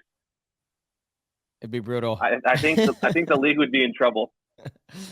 Yeah, it's definitely it's cool to see, like, everyone that came from that camp doing so well in the league, man. It's fun to fantasize about too. That's why the off-season stuff is always fun. Getting to play with you and Mouse again. Definitely enjoy it. We used to do these Waterbury Opens up in NorCal during the season. The Waterbury. Yeah. So we'd go out there and it'd be you, Greg, whoever we could get out there to play with, like whatever, one or two Impact guys would fly in. And those weekends were so much fun. Just a bunch of talent having a lot of fun. Yeah, dude. So that's kind of like the SoCal. That was the NorCal version. So I'm excited for this offseason to play. Hell yeah, dude. We'll get after it for sure. Dude, those were legendary. The Waterbury Open up at Capital Edge were some of the greatest times ever. Oh, man. I know. Right. Those are a blast. And yeah, the best, dude. All right, we got Chris Tucker here. He's wondering, Raney, with being a dominant force in any spot on the field you play and any team you have played for, what event has the biggest impact from your years of play, and who has been your favorite teammate over these years? You only get to choose one, he said. My favorite event over the years. Yeah. Oh, see, that's tough. That's tough because it's like there's some that like you had the most fun winning, right? And then there's some where you had like a combo of them. I still like one that holds a special place in my heart is winning the 7-man with Aftermath against Marcelo and the Ironman. Just because it was like, I'd won. It was my third pro win, but I didn't really count. I won one with Ironman, but I didn't like really play, and it felt weird. And then I won one with Dynasty again, the same situation. And then to be on Aftermath and win against Ironman with Oliver and Nikki and Marcelo and Skemp and all these dudes that like I looked up to, like to go out there and win and then be the guy and shoot a bunch of people in the finals. Like I shot 5 of the 7 guys, and like in a game we didn't necessarily have to win because we were winning one win to a stale. So like that one is always like the first, you know. Like I saw footage the other day on some YouTube where it's like it showed me celebrating after I won, and I don't even remember it because I blacked out. I literally blacked out after we won that for like a good 30-40 seconds. So that one's special. Teammates, that one's dangerous because it's like I'm on a new team. I mean, honestly, like I've had a lot of good teammates. You know, that's a tough one. And so, like, I always put people like I used to say Danny Park. I really like Keith Brown. You know, these are dudes that are like the opposite of my personality, right? Where they're just you're never mad at these people. They're always nice. You know, they never bother you, and it's like. So I'm gonna put Keith Brown up there because I'm really excited to play paintball with him this season. Awesome. Hell yeah. Keith is the man, dude. Yeah, Keith is so dope. Good dude. All right. Fab, he says, congrats, Raney, on the latest move. Damage is looking real strong for 2023. Question: how do you stay on top during the off season? Do you have any advice for drills in practice? Oh man, let's think here. Well, like take care of your body. I heard Sticka saying like this is the best time. You have 3 months off. Like if you have any injuries or anything, like take care of that. I always screw up during the off season, and I not always, but I have in the past where I'm like, oh, season's over. I put paintball in my mind, and I just go play poker for 3 months straight, and then try to run around, and it's like, oh, your body doesn't like that. So it's like, you know, so I try to stay. I've been like I'm to that point where I just like I stay active all the time. Today I went to the beach. I walked multiple miles up and down the beach. I went swimming in the ocean. Doing stretching and yoga. Like stretching, I think is the most important thing. Like everyone talks about weights and all this stuff, and it's like, man, like you don't need to run a bunch, right? Like you run a bunch, that's a lot of wear and tear on your knees. That could be rough on your back if you're running up and down the stairs at the beach. Like that's what I did. So it's like just being able to stretch and do these movements, like that's going to be way more effective for you because you're less likely, I feel, to pull something or, you know, hurt yourself by doing these things or just like taking off running. So like I'm all about the stretching and movements, right? Because if you can't do it off the field, how do you expect to do these things on the field? Mm-hmm. Totally. Yeah, and you actually had to deal with some you know physical ailments. I think your back was injured at one point. How do you navigate that kind of stuff? And you know, obviously going into 2023, you're poised for greatness, feeling good. But how did you navigate that time when your back was kind of giving you a rough time?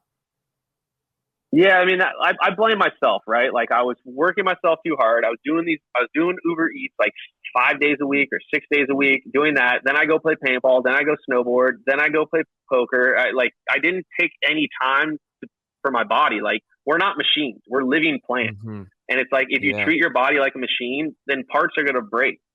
But like you got to take care of this thing. You got to water it. It needs sunlight. It needs nutrition. So it's like when I did that, I didn't even address it because I've hurt my back in the past, basically doing the same thing, abusing my body, and it was like really bad. Whereas this was just like a little pop, and I didn't really think about it. And I was like, all right, well, I won't play tomorrow. I'll take it easy.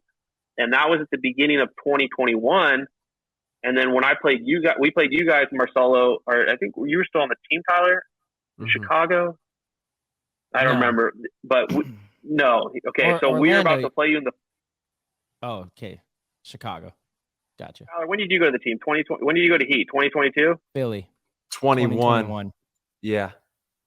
Okay, so in Chicago, he wasn't on the team. So right before we played you, Marcel, we played Revo, and my back had been bothering me, but I'd been like, okay, not really addressing it. And I jumped after we won a point stupidly, and I was like, oh, and that was like the crippling moment. And then I couldn't even. I tried to go play you guys in the finals, and I couldn't like pick my gun up. My body wouldn't let me do it, and my pain was so bad after that tournament that I woke up Monday morning and I changed my flight to the next day. I woke up Tuesday morning and changed my flight again. And then Wednesday, I finally got on a plane and I had to like sit like I don't know how to like basically sit in a ball on my seat for the entire flight or stand. And then I had to find a physical therapist.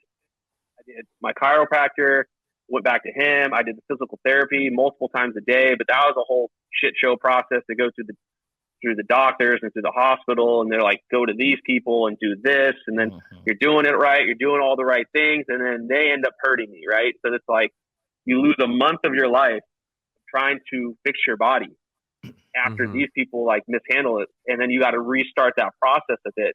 But I mean, like, it's kind of a blessing in disguise, because they taught me a lot of good things. I addressed these issues, and now I take care of it all the time. But I mean, it was miserable. I think I slept on the floor on a yoga mat with 2 pillows below my leg and a pillow behind my head, like just hardwood for like a year plus. And it was like, it's miserable sleep, because you can only sleep for 6 hours. Like, your body after 6 hours wakes up. So it took a long, long process, and I just don't want to get back to that place. And so actually I had this other job I was just doing right now, and it had me in the car a bunch. And I was like, after like 2 weeks, I'm like, nope, this money ain't worth it. Sorry. I can't, I'm not being trapped in the Prius. It's not worth it. Yeah. No, you're dead on, dude. And I'm so happy to hear that you've navigated that and feeling better. And you're absolutely right. You got to stay active every day doing something. Just even if it's these minuscule things that you do that are going to help your body be stronger for the day following, those little things add up over time. And as long as you keep in that process, it's going to be good. But if you stay, like you said, you get trapped in the Prius for months on end, it's going to have a really adverse effect. And that's the thing too, is like, I created a bunch of tricks to address this, rather than just like try to quick fix it, right? Oh, I got to go here. Oh, just do these exercises. Because it's like, when somebody tells you have to change your life, you're like, oh my God, I don't want to hear this. But it's like, if you just slowly build it into your process, like a simple one. We travel a lot, right, for practice. So anytime I go to the urinal, I just make sure I reset my back, make sure I'm good, make sure everything's straight, I'm standing right, my head's back. And it's like, now every time you go to the bathroom multiple times a day, and it's like, if I'm doing that traveling, it's just like, it's a trigger, right? When I wake up in the morning, I hang from the sink. Anytime I brush my teeth, I hang from the sink. See, I figured these triggers to do it where it's not just like a burden, it feels like a burden. It's something where it's just part of my daily routine. Totally. Yeah. Yeah. It makes a ton of sense. Awesome. Ty, I think you're up next, Papa. That's me. All right. Steve SoCal Blaze. Welcome, Raney. Shout out to Raney for being on PTG.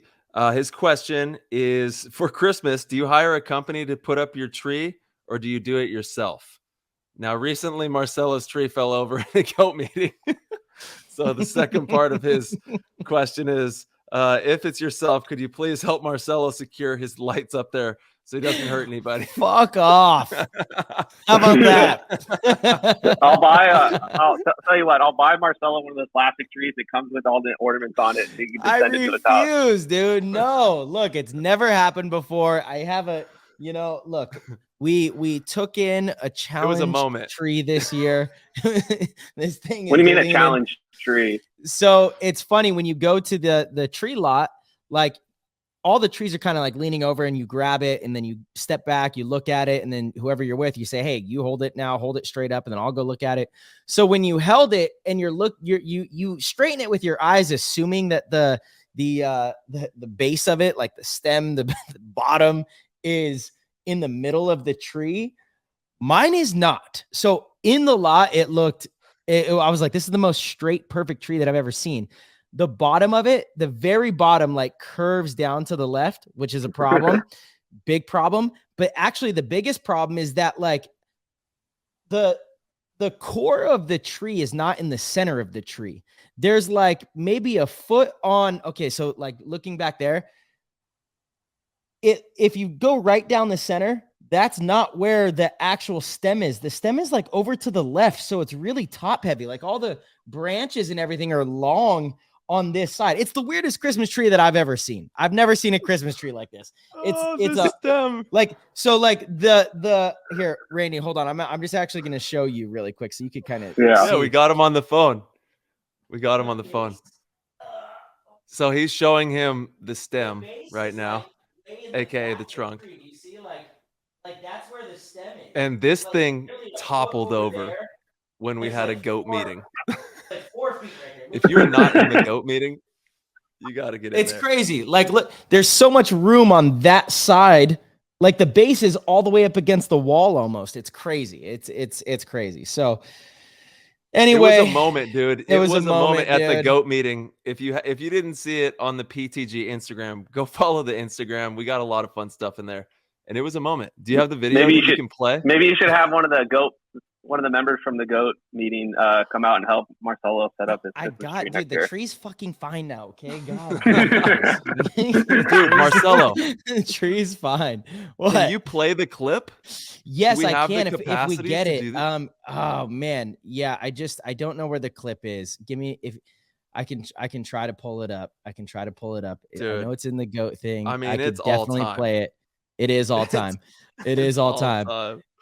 I will find the clip. I will find the clip here. You guys, Ty, why don't you ask another question? I'll get the clip. Yes, sir. Yes, sir. All right. Let's see. We got Kalen, and he really wanted his question answered. He's from Inspired Paintball. Shout out to Kalen. Thank you for everything. Raney, I always say that you are one of the players on the field who has like a sneaky style. Is it reminiscent of old school woods ball? It's very entertaining to watch. He says it's reminiscent of old school woods ball and entertaining to watch. Did you come up playing a lot of woods ball? And do you think that your style is somewhat of a lost art, or is it a style that other players don't realize they could be using more? I guess I'm asking, why are you so good?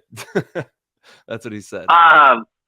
Okay, so when I did first start playing, airball was like just coming into existence. So we only played in the woods or played in towns, and airball was scary. I also was one of the worst paintball players of my friends. So my goal the whole day was not to get shot because it hurt so bad. So I think as the years went on, I got over the fear, which made me be able to like create these moves to get better and better. But I think my style is like, I used to play with guns, like toy guns when I was a kid. You sneak around the house, you sneak around with my cousins, like playing weird gun games in the house, like calling on the phone, doing that type of stuff. So it's this game of hide and seek and tag has been like a part of my life, like from when I was like 3 years old.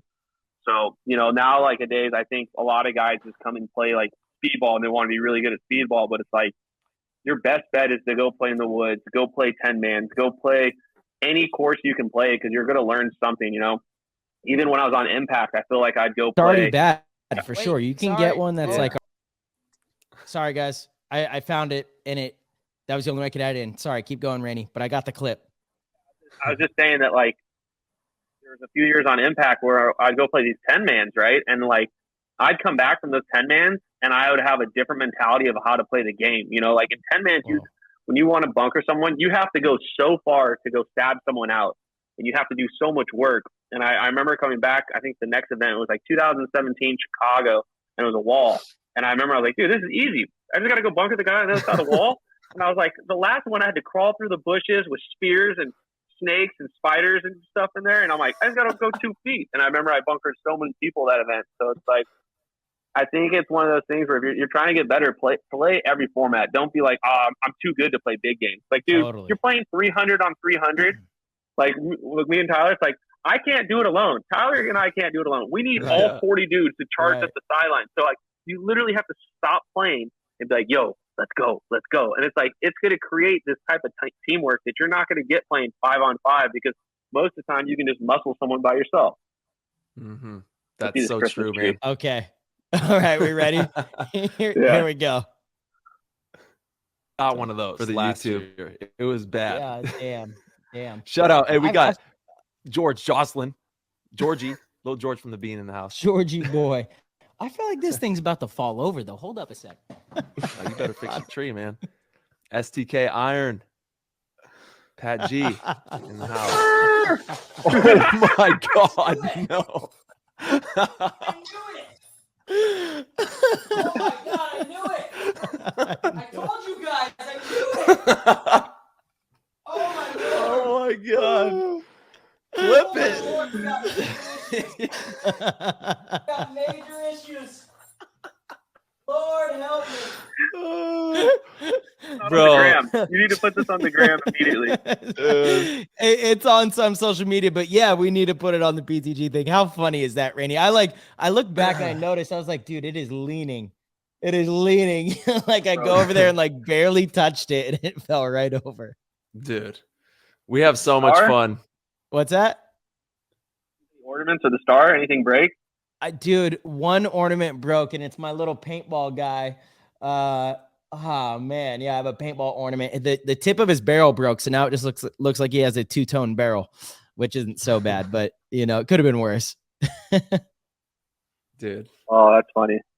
It's crazy, bro. The goat meetings go off. We do monthly goat meetings for our like community, and it's just a riot. It's like legitimately people are rioting in the Discord chats before we start them. It's insane. Yeah, awesome. Pure chaos. I love it. Rain Man, is, dude. Osborne for this wants to know, Rainey, when it comes to wagers, what's the most random or crazy bet you've made? So there's one, and this is the one I was since it seems appropriate since soccer is going on. So I didn't have much money in my name. I think I had like $5,000, $6,000 or something. And the USA women's soccer was playing Japan. And I was like dead set that they were going to win it. So I was going to bet every single dollar I had, this is like 10, 12 years ago, which, you know, that's how you know you have a problem. It's not the amount of money. It's all, all of it. what it represents. And so what kept me from making the bet is one in regulation. Like I could bet on them to get even money. So I could bet $5,000 to win $5,000 in regulation. But if it went into overtime, I only got like $3,000. And then if it went to shootouts, I didn't win as much. So their U.S. scores real early. Of course, I'm watching the game. I don't get the bet in. And they're winning. And I'm like, oh, my God, you're such an idiot. Why didn't you do this? It's free money. I was like, free money. They're giving it away. And then all of a sudden, like 4 minutes left, Japan scores. I'm like, well, I still would have won in overtime. They go to overtime. Then they go to shootouts, and Japan wins. And it felt like I won the money. I felt like I won. God. Because you didn't bet? Yeah. Didn't bet. It felt like you won because you didn't bet. I like that. Another one actually was at the Waterbury Open, I think. I was playing with Tyler and Greg. I'm pretty sure Tyler's there. And I had put like $2,500 down on Tom Brady, and they're playing the Bears. He was on the Patriots. And they would be losing. And when they were losing, I'd run down the field and just start shooting the piss out of everyone. And then the moment we started winning, I'd calm down. I'm like, okay, we're winning. And I ended up like barely covering and winning that bet. And I was like, oh man. And again, it was like everything I had in my account. Cause I put like 500 on. First I put 100, then I put 500. And then I was sitting there Saturday. I'm like, he's going to win. It's guaranteed. Mm-hmm. All right, let's put the remaining 1,700 on. I vividly remember this. We were going yonkers when you won. We were like, yeah, man. I was like, I'm never doing it again. It's a lie. Oh, rain dance. Dude, sometimes you got to rain dance on him. You know what I'm saying? Do the 1-2 on. Yeah. Speaking of doing the rain dance, Rainey, you are known as one of the most strategic minds in paintball. Every team you've gone to immediately gets a boost. Strategy is something that I think a lot of people look to you for and see you as. Where does that come from? What do you do to hone those kind of skills? Do you watch a lot of film? Is it just experience? You know, is it your own unique way? What would you say? I mean, it's a combo of all those things you said. I'm definitely a film junkie, right? But like, it's tough to study film and come up with strategy. Like I can study film and like understand what team is doing. If I haven't figured them out and like study their number, be like, all right, 17's doing this, 17 goes here, 17 likes to do this. So I can study those things. But I got to give a lot of credit to the guys that I've played with over the years. Like, I mean, you name the paintball legend, and I've played a tournament with them. Like, I can specifically remember the tournament. I can remember the words Shane Pastana has told me, and it's like, I remember one time he told me, something, and then I think at the end of the year, I told him that same advice because he's like, hey, what should we do? And I was like, I just regurgitate what he told me. He's like, yeah, you're right. And I was like, no, man, that's throwing advice. Mm-hmm. But I've always been like a good problem solver. In school, I'd fail at the reading because my ADD would kick in. So like I would never read anything. Like you got 5 minutes, like circle everything and fail. Math I was good at, and problem solving. So I think it's just a combo of all those things. But definitely got to give the most credit to probably experience. Yeah, it's a big one for sure. Yeah, inside the nets, what's your favorite aspect of the game? Favorite aspect of the game, like playing? Yeah. I mean, I really like. I like bunkering people, right? Like, there's no better feeling than coming around and stabbing someone. I got invited to Colombia this last week by someone I bunkered on Tsunami, and I was like, man, are you gonna kill me down there? Like, because I did them dirty.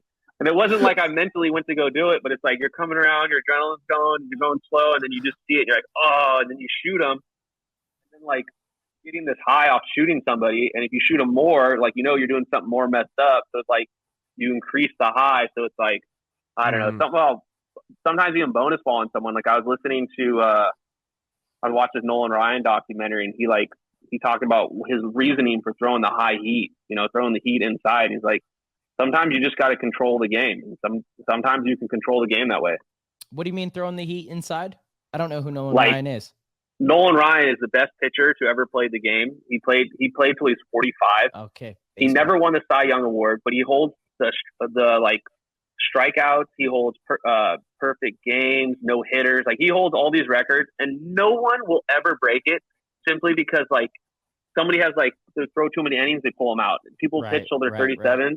And I mean, he was a beast. There's a video I loaded up on Instagram the other day where this dude charged him, and he talked about it in the documentary where he's like, hey, if somebody charges me, next time I'm going on the offense. So this dude, Robin Ventura from the White Sox, charged him. He puts him in a headlock and just starts starts wailing on this guy and starts beating him. But like Nolan talked about, like, these Hall of Famers would go on the documentary and talk about facing Nolan Ryan. Like, dude, I was scared of him. He's like, I'm still scared of him. And they're like, dude, he would throw the ball and I would just kind of back up off the plate a little bit. So it's like Nolan Ryan would control the game a bit by just, you know, putting that fastball just a little bit towards them. Now, obviously, paintball, it's not as dangerous, right? Paintball is like, it hurts, but it's not like like getting hit with a baseball in your head. It's not going to put your lights out. Totally. Mm-hmm. Yeah, it's an aggressive game. That's for damn sure. Yo, we just had your teammate on the show prior to you hopping on with us. We had Jacob Edwards on. He's super stoked to have you on the squad. And he said they have a special initiation that they're going to be running when you join the camp. So I just wanted to give you a heads up on the initiation process heading your way. Oh, man, it sounds like fun. I'm already looking forward to it. No, dude, Jacob's a beast, dude. He's like, honestly, okay, his brother is somebody I hate playing against in the league because they're like, and even Jacob's like one of the best gunfighters, has one of the best gun snapshots. But playing Jason, it's like annoying. Like, he doesn't get off you. He just stays on you and like catches you coming out. So like, I'm so happy to be playing with those dudes. Those dudes are animals on the field, and I think we're going to complement each other well. Yeah, they're great. Yeah. The bros are just the best, man. Totally. Yeah, having Jacob on was really good. Jason's episode was also fantastic. And like we had just talked about, I got to spend a little bit of time with the brothers in Canada, and they are both incredibly awesome, great paintball players. You're going to be a huge addition to that team. Obviously, any team you go to, Raney, but I think it's going to be massive for Damage, a team that already, they had a great season, and they really just need kind of that little extra push. I think you're going to give that to them. Hopefully not too much though. Hopefully, yeah, you already know what it is. No, for sure. And it was honestly, I told him too, it was really cool to see them win the minor event. I think it was the second event because Dallas, yeah, they didn't pick anyone up. So it was just them winning it. So it's like, right. They saw they don't need anyone to help them get to that point. Right. Like, hey, we won it on our own. Totally. So like that was a really cool thing. And I remember congratulating them all, Yeah. Luckily that pressure is not there for me to be like, well, I got to help them just win an event. It's like, no, these dudes are crushers, and any way I can contribute and help just solve any problem that we face on the field is kind of what I'm looking to do. Mm-hmm. Rain Man, if you could change anything in the league, what would it be? Anything about the game, the format, the media, Go Sports? What master ideas do you have?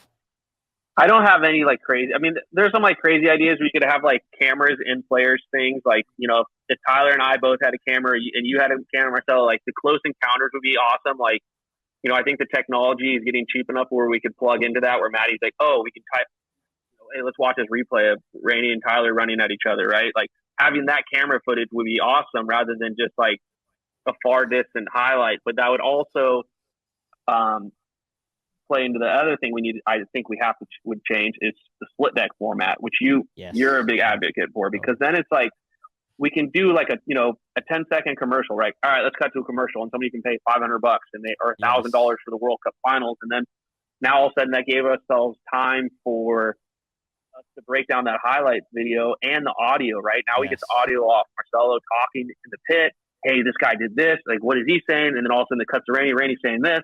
Okay, cool. Look at this highlight. This is what they're talking about. So now it's like, player sees, like, you don't just see this move that flashed real quick and like, what happened? It's like you hear Marcelo explain it, you hear me explain it, and you get the close encounter and see exactly what we saw. 100%, dude. My goodness. I couldn't agree more. I think that is exactly it. If we could do a better job of utilizing those 2 minutes in between. Fortunately, they have gone to single deck on Sundays, which has been fantastic this year, but we could utilize that time a lot better, right? We need like the proper tech. We need good replays, good storytelling. And that comes from the producing team, and it's a lot of work, and I'm sure it's kind of expensive, but that is the next step, in my opinion. And you're right. Like, that'd be so sweet. Cut to the pit, what, Tyler's saying about that point, and then cut back and, so-and-so's responding. And then you show the highlight of the actual play. Like, that would be captivating. It's like, that's what anyone who doesn't know paintball would see that and understand the drama, and then see the clip and be like, yeah, that's it. I get it. That's epic, Yeah, and it's like, it's not us. Like, I'm over trying to be like, well, we need to do this, or 7-on-7 or 8-on-8. Right. Like leave our game alone. Yes. Don't change it. Yes. Add to it. So now it's like, okay, so now also we could maybe even show the footage. Let's say you and me, Marcelo, got into it in the third event, right? Whatever. We're bunkering each other, shooting each other. Well, if we had extra money and they filmed our practice, right, that's going to go down in the 2 weekends. Yeah. So they're like, well, these dudes don't really hate each other, but you could see them kind of, have fun, and you totally. Like, you can create more of a story, right? Oh man, I so agree. Yeah. All right. Yeah, that's what Put it's all Raney about. in charge. You got to build it. Don't put me in charge. Yeah, you'll take it all to the casino. No, I did. I ran an event once, and I remember all the money came in to the PayPal, and I was like, I joked to Dave, like, Dave, how upset would everyone be if I just took all this money and flipped it right now? I was like, hey, there's either like double prize pool or no money. Or nothing. I mean, I would never do that, but I could.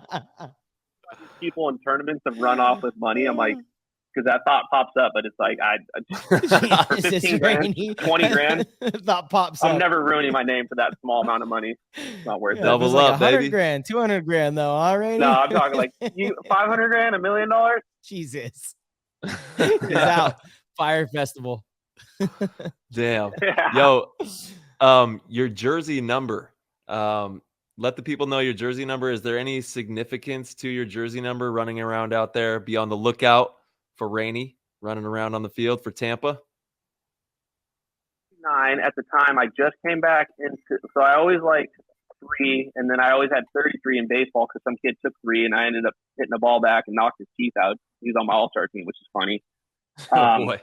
But then, so then I was like, I liked 760 because I always used to see the cap jerseys, right, with 760 or like whatever your area code was, but you can only do 2 digits. So when I came back into paintball with 2012 with the Ironman, nobody had 99, and 99 is like the highest number you can go. So I was like, oh, it's a badass number.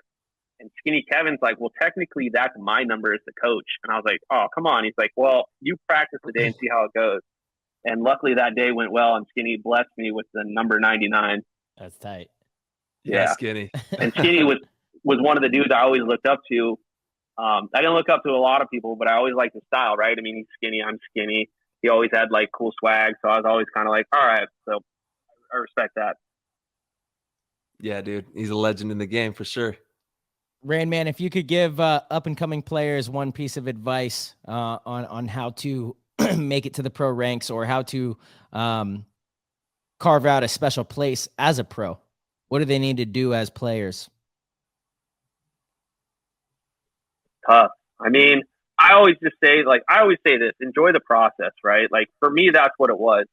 Like I saw a lot of people make these quick rides to the top and fall off, right? And I just was always like on a team where I wanted to be there, where I wanted to have fun. I didn't take always the next best thing or go to this team or go to that team. It was like I wanted to be there because that's where I wanted to be. right? And I feel like some people try to rush getting to the top, and rush getting to the top. You skip all the fun stuff. Like, you know, the basketball players, like, I feel like you want to go to high school. You want to win in high school. You want to win in college. And then you go to the pros, right? And it's like, by enjoying the process, all these other things are going to come along with it. And it's going to teach you how to win. And like, maybe you'll learn, like, if you really want to get to the top and you end up enjoying the process, maybe you'll realize, like, well, these dudes are just having fun and not wanting to win. So enjoying the process for you, maybe like, I want to be on a winning team. So now you're like, all right, well, I don't want to be on this team because they're not winning. I want to be on this other Division I team that's winning. And you're not just trying to go out and get on some pro team just to say you're pro, because it's like, you're not gonna last long in the pro division if that's your only goal, is just to make it pro. So, like I said, just enjoy the process. Hell yeah, Raney. That's what it's all about, man. It's funny, we just talked about that with Jacob quite a bit before you hopped on the show. We dove down that rabbit hole of that's the bulk of the whole deal, right? Is that process. So you really got to enjoy that. Yeah, like, I mean, I'm looking forward to this Sunday, and if I didn't want to play, I wouldn't go play. But it's like, I'm going to get to play with Mouse, Marcelo, and Brandon, Sticka, and I'm like, it's going to be fun. So it's not like when we're on Aftermath, you know, it wasn't like, oh, we got to wake up at 7 a.m. or 6 a.m. to play. It was like, I'm beating Marcelo to this practice, because last weekend Marcelo was first, and then Sunday Mouse was first. So I'm like, I'm going to get there first. And then lo and behold, Winston's sitting there in his Explorer. I'm like, how'd you beat me? I was like, I got here at 40 minutes early.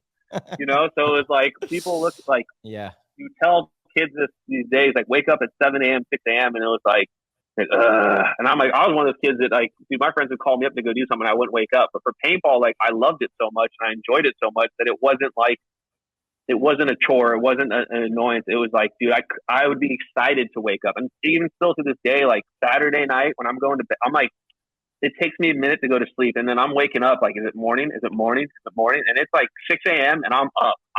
I'm naughty dogging it. I'm gearing up. And I'm like, let's get this day going. You know, like, yeah. I'm excited still, and I still get nervous before we play some of these first games. And it's not like bad nerves. It's just, you know, you're excited nerves to play. Totally. Dude, do what you love. Do what you love. Yeah. What's your favorite? Well, actually, I think you said Amsterdam, maybe. Is that your favorite tournament win of all time?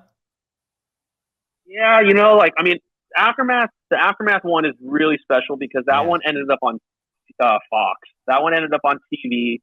It was against the Ironman. It was against Oliver. Yeah. It was like, it was a big move. And then they canceled the next event on the MPPL. So they kept playing that, like, it was only a minute and a half highlight clip of me running through. So they kept playing this, like, replay of that game on the MPBL website. Can you send that to us? Log on. I've never seen that. Can you send it to us? Yes, I will. It's like, now it's like 240, so it's like such bad quality. But so they kept playing it over and over on the MPPL, and that's like, I feel like when my name kind of got out there, because it was like, we won the pro event, went through and shot 5 dudes, and that tournament, you know, holds a special place. But Amsterdam was like, that one is, I really enjoyed that a win. I think one of the couple of those wins with X Factor, and the first one in Europe with Impact was special to me too. I mean, I know no one's like, it was in Saint-Tropez, and it wasn't like, I mean, we beat Heat and all the Heat guys left and went there, and, you know, it wasn't a big deal made from a lot of people. But to me, it was like my first European event. I was so excited to be over there. We just almost got relegated with Impact. So to go over there and win, I remember it was like, we won. Like, I kept saying it the next day, like with Zane, I was like, we won. And I think the last time that stuff actually was I won one with you, Marcelo, and it was like not an eventful win, but it stuck with me for a while. It was my first 7-man win. Tampa with Aftermath. Yeah, dude, that one was a big one for me. It took so long. Like, I think I played 17 7-mans. Like, I'm never going to win a 7-man. I kept going to these things. I'm like, how do you win this? I suck. I can't win. So when we won afterwards, I remember me and Winston, I look at him like, we won. I couldn't believe it. I did. It stuck with me for like a week or two. That was, I thought that was an epic win. We took down Damian Ryan and RIP Towley. You know, that was their squad. Voltage, I think. Drew Templeton. Yeah. We sat there. They had all the spots. But we beat them. It came down to points. So we won the first game. We lost the second, and then the third game we shot one body, and we all hid so tight. And I remember, I think I remember Mouse being like, "Did we win?" I was like, "I think we won. We had 7, they had 6." I'm like, "We win." Yeah, 100%. Oh man, I think we win. What a squad! Funny story flying home with Mouse from that event. I don't know if it's appropriate to share. What a squad! What a shout squad, out to dude. Moose. That was yeah. Shout out So to Moose, I was gonna say, talking about inappropriate. This isn't too bad. So Moose, Ronnie and I, we went out and had fun, and then on the way back, we were drinking that day. You know, we're young kids, just acting like hooligans. So we're on the plane, and Moose is he's on one, right? And he's got his headphones on. He's listening to Little Wheezy, and he keeps saying the lyrics, and he keeps yelling out, "Bitch." Oh no! And he keeps screaming it on the plane, right? Oh, So that's no. the only part of the lyric he say. And so this lady comes by and is like, "You have to stop."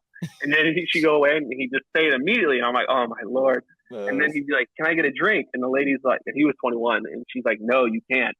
And so like a few minutes go by, and all of a sudden you hear a glass bottle. He had Coronas in his backpack.